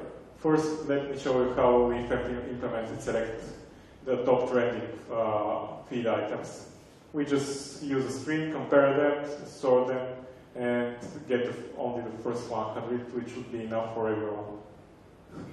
And what we need is just to implement the aggregating function, and that's achieved using combine lattice operator. So what does the combine lattice operator do? Well, it just waits for all the items to be emitted for each of the underlying streams. At least we should have at least one item emitted for each stream. And once we have them, we could emit our first item. And then whenever underlying stream emits a new item, we then create a new combination from the last one that was emitted by the other stream and the new one which is emitted by the new stream. This is how it works. And this is it perfectly suits our case. So let's implement it. We have the list of providers. We just subscribe for each of them and get a list of those books.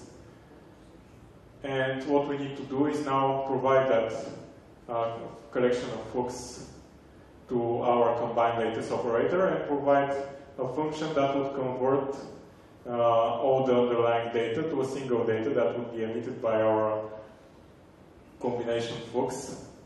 And because of restrictions of the Java generics, we are forced to use object array. We just flatten it to a list of those items and apply the drop trending function, and that's it. We've implemented our feed aggregating logic. All right, so we are done. We show them to our, for example, to our boss, but he's quite unhappy because there are some feeds that are not politically correct, so we want to censor them. It's for some reason. And we also notice we've got lots of comments in our feeds that are junk for us. We don't want to show them. We want to strip them. So let's implement a simple filtering. Well, in subscribe and save, we've abstracted everything that we have created so far, and we would just want to apply a simple filtering. So if we have a feed that's not we don't want to show, we just use the isSensor function with the filter operator and remove all the whole feed, even if it contains a single feed that's not suitable for us. We have a mapping function that removes the comments.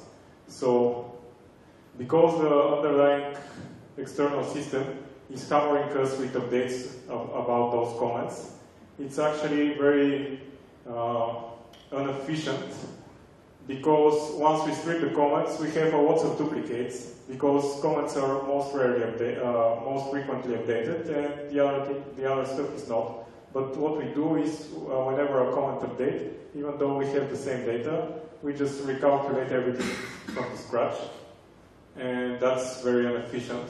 So how can we remove duplicates? Well, we can use distinct until changed. What it does, it just removes, it compares the latest item with the next one, and in our example, if they have the same color, it just will swallow that, and it will consume that event and not emit it downstream. Right. So we've implemented our functional requirements. Now let's talk about some non-functional requirements that make our system reactive. So the first topic is resilience. So we should be fault tolerant. How's the error propagation happening in our Fox streams? So we have the normal subscribe chain with events being committed to the subscriber. What happens if we have an error happening just thrown here at our operator? So that operator will unsubscribe from the source, emit it downstream, then the next operator will also unsubscribe, then so on until we reach the subscriber, and we will destroy our whole subscription chain. So this is not really very fault tolerant. We need a mechanism to recover that chain in case of exception, because we are destroying our connection to the external systems. So the first approach would be, if we have a monitoring service that's monitoring errors in multiple instances of our system, we could subscribe both with the listener for the events and with an error listener. And if we have an error, we could just submit it to the monitoring service, and it would optionally decide whether to restart our instance. Another mechanism, another pattern, would be to use retry. So whenever we subscribe to the underlying provider, we could somehow catch that exception with retry when, and we'll just retry with a back-off interval of 30 seconds to again to subscribe to the external provider. But in the normal case, when we don't have an error, that retry when operator will just pass all of the items that have been emitted, all the events, to downstream to whoever is being subscribed to our Fox. A third option would be to have a failover. Let's say we've got multiple disaster recovery URLs for an HTTP service. So if the first URL is not available, we just choose the second one. And if the second one is also not available, we could choose a third one. So we can abstract this over a list. We can then subscribe for each, we can create a flux for each of those URLs, chain them with switch on error and the reduce operators in Java Streams API.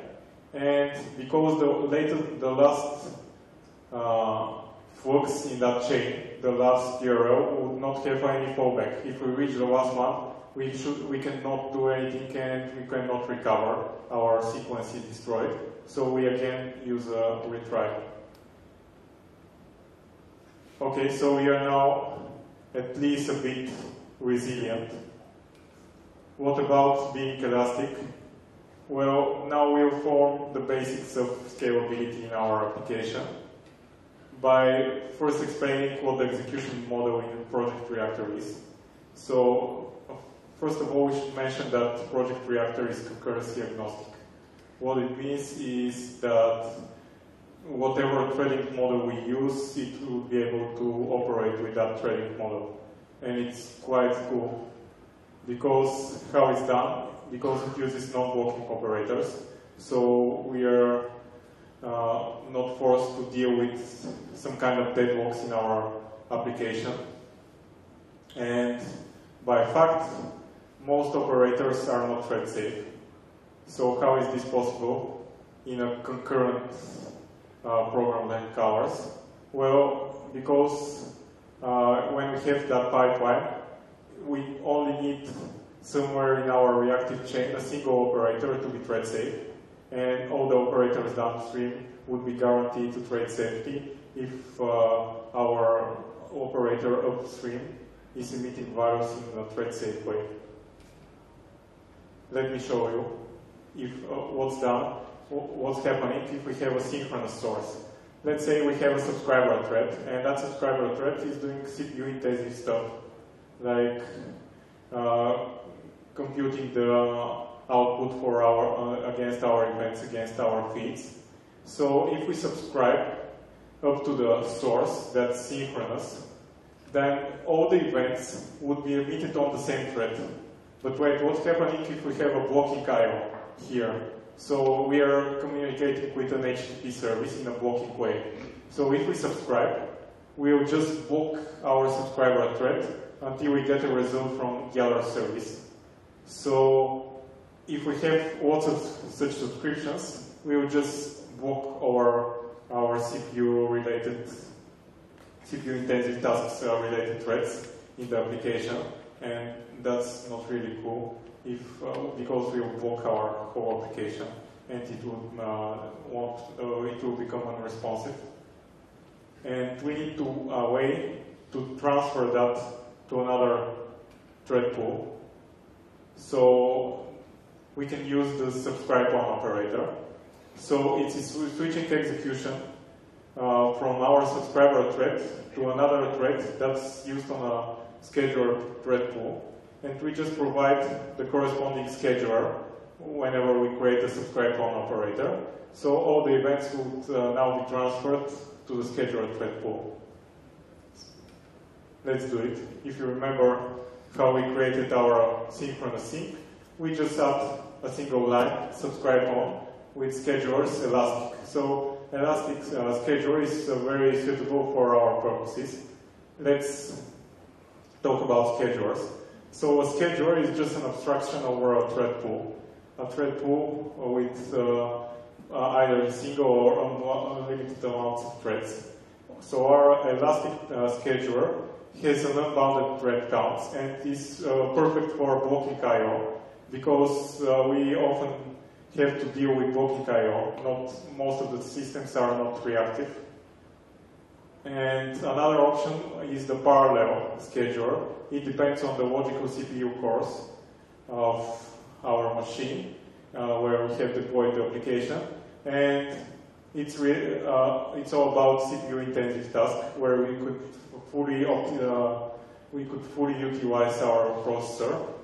And we also have a single scheduler where we can use it for special purposes like thread confinement. So it's how it's done. How is the event propagation done? Whenever we have another type of source, an asynchronous source. So all the subscription is happening in the subscriber thread, but that's a really fast operation. And the slower one is the events emitting and processing. And let's say we have an asynchronous provider like a custom messaging solution that has two threads. The one is related to I/O and is doing non-blocking I/O, and it has another thread which is a dispatcher thread. So the dispatcher thread does all the events emitting, but that's a single thread in our whole application. And if we have lots of CPU intensive stuff, then that dispatcher thread might not be able to catch up with the non-blocking I/O thread that's embedded in our messaging solution. So the internal message queues might get filled in, and we are all we are not able to cope with that rate of publishing. So we want to transfer those events emitting on another thread.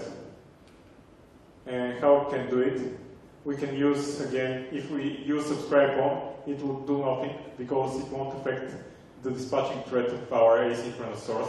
But if we use publish on, then it's great because now we have switched to another thread pool where we can fully utilize our CPU in order to be able to catch up with the emitting of events. So again, we just put a single line of code, publish on, and provide a parallel scheduler, which depends on our CPU cores count. And if we have more CPU cores, then ideally we should be able to process those events faster. And another technique which is very important in the publish-subscribe pattern is multicasting. Why it's important? Because it can actually remove a lot of overhead in processing.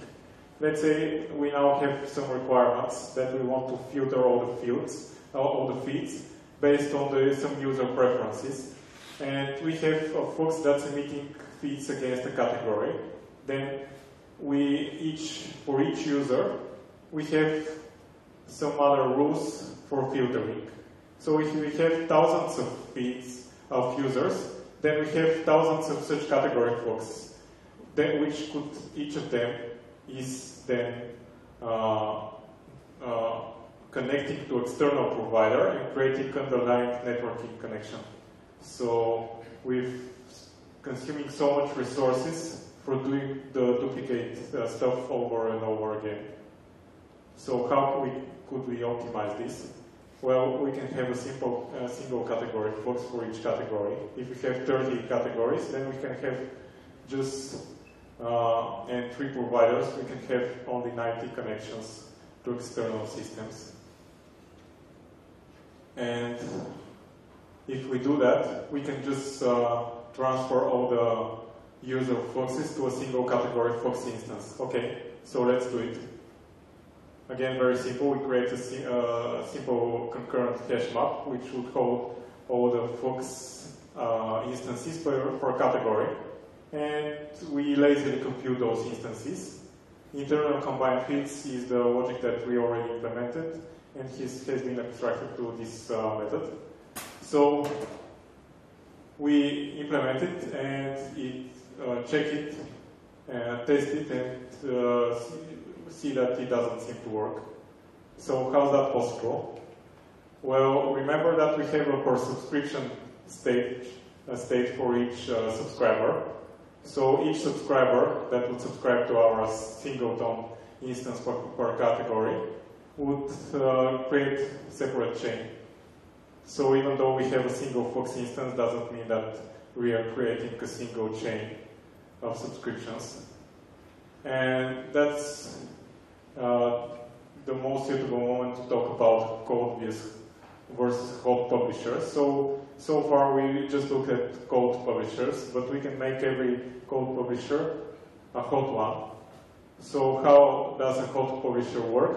Every new subscriber will only receive the items which have been emitted after subscribe, and we have a shared state for all the subscribers.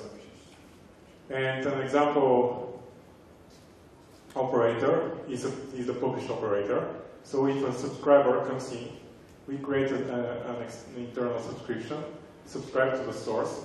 But if a second subscriber comes in again, then we just collapse it into that same subscription and do it for all possible subscribers. Once we emit an event, then we could just propagate it to each of those subscribers. Okay, so let's do it. Let's just chain publish without connect and turn our code publisher into a hot one. And we test it, and it seems to be working okay. We are not consuming so much resources anymore. But our first update latency got worse. So what happens? if a new user comes in and subscribes, and that user wants his feeds updated, coming into his own application or external system that's client of ours, then it will just go to our publisher. And once it subscribes, it will wait for the next item to be emitted. But it might take a long time until we have some kind of updates on our feeds. So what we want is just to cache the latest value, and whenever a new subscriber comes in, we just want to provide that value to the latest subscriber. So how can we do it? Well, there's another operator called replay. It does the same thing as we described.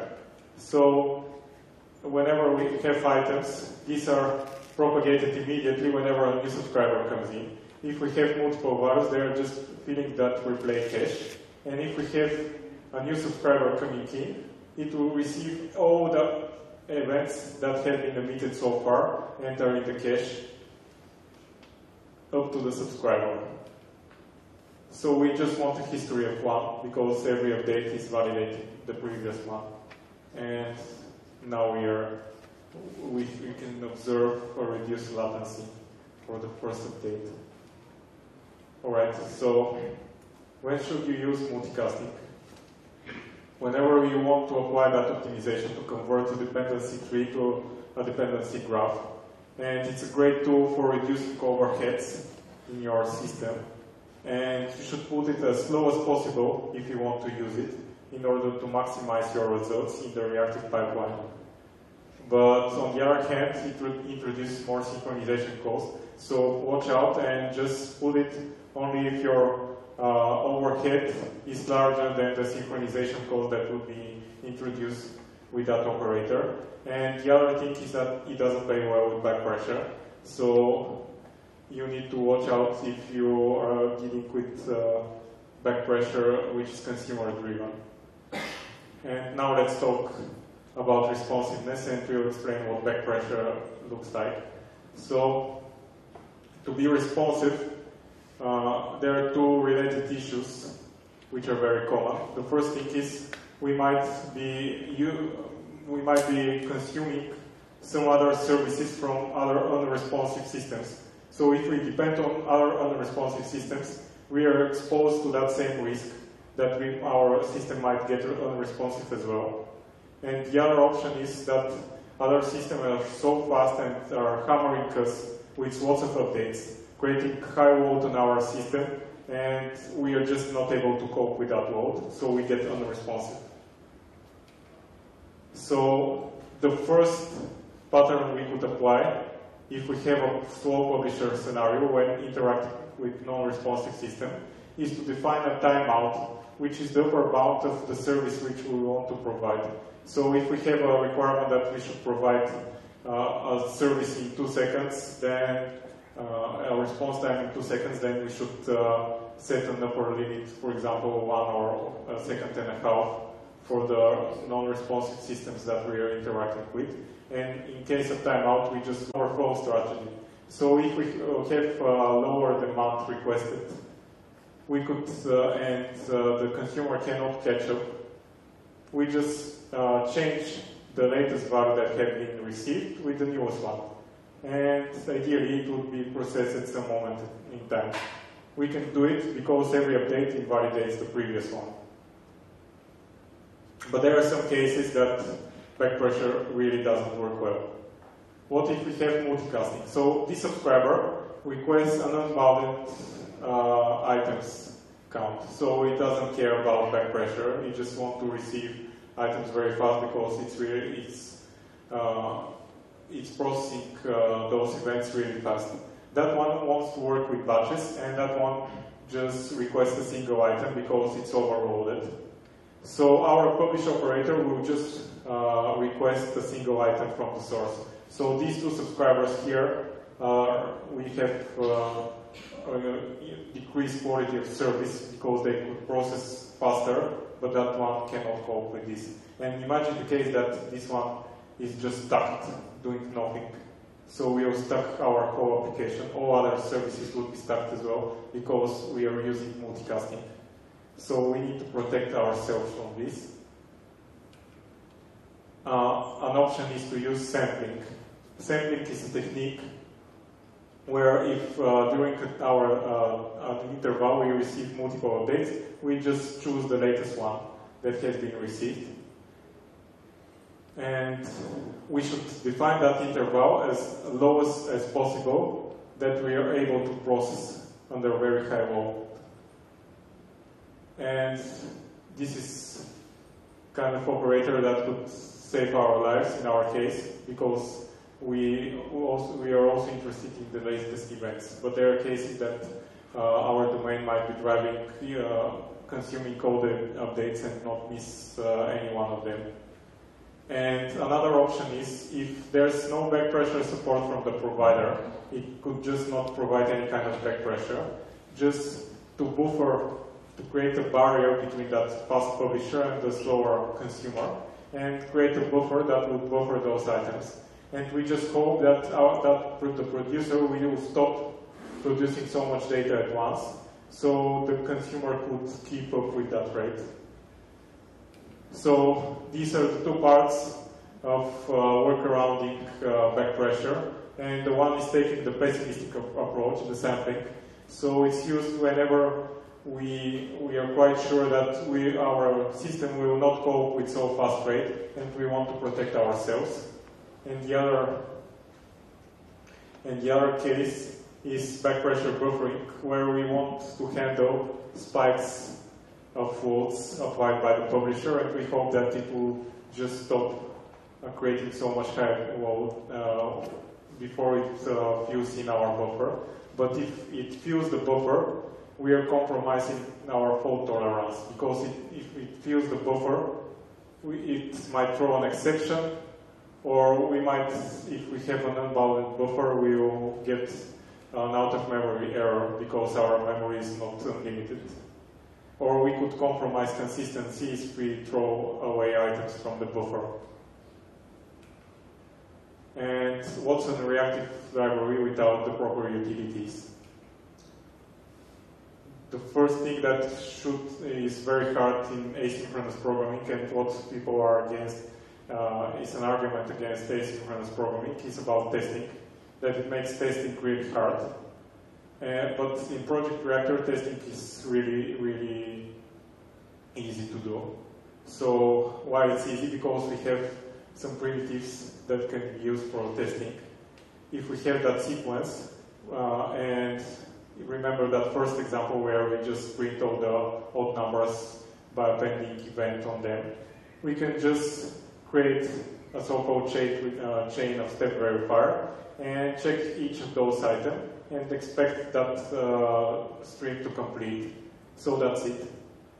And if we have more sophisticated scenarios, we can have other utility classes. We could also manipulate time. If we have an interval of 30 seconds, we don't want our unit tests to wait 30 seconds until they complete. So we can just manipulate time and turn them to milliseconds, for example. And also important thing to mention is that we don't have to do any kind of asynchronous stuff in our tests. That's because we will try to verify that Project Reactor is working correctly. We could just emit items in a synchronous way and only validate the output, which is pretty cool. And that's why testing is so easy with Project Reactor. And the other stuff is debugging.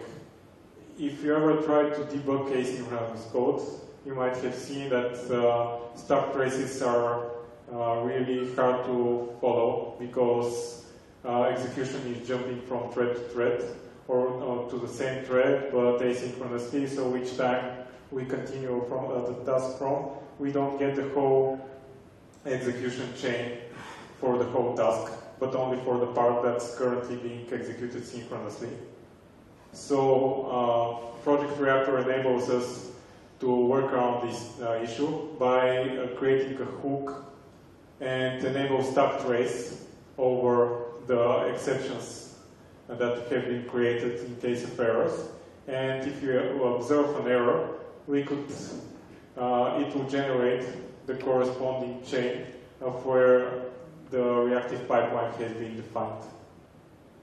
And it's again pretty useful. Another part is logging.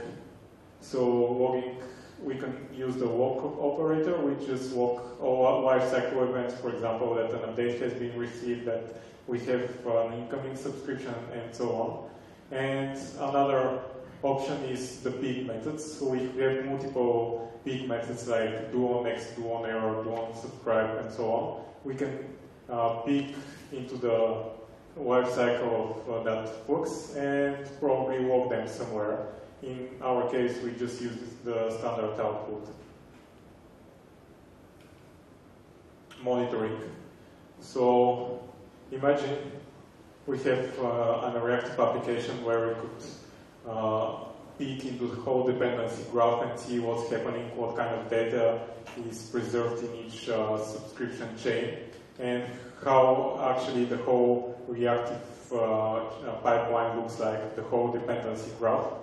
Well, it would be possible with the introduction of scannable interface. It's currently in beta version, but once done, we will be able to create such kind of graphical tools over our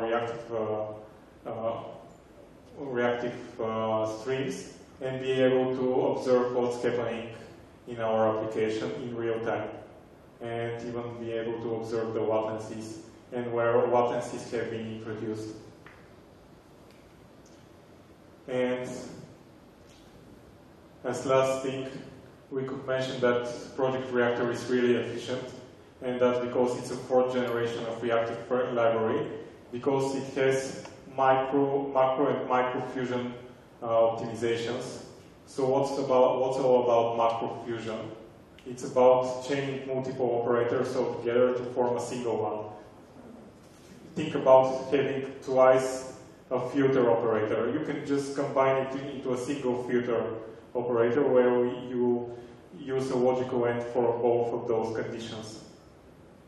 And microfusion is about being able on subscription time to just shortcut some of the logic that's executed there, because we have a non-blocking stuff that's creating an overhead, and if you can skip it in event emitting, then you'd be more performant that compared to use reactive streams without that optimization. So that was my presentation about reactive streams and reactive programming with Project Reactor. Thank you very much. And now it's question time. Do you have any questions? No? Guess everything was so confusing that I was able to blow your minds. Thank you very much again.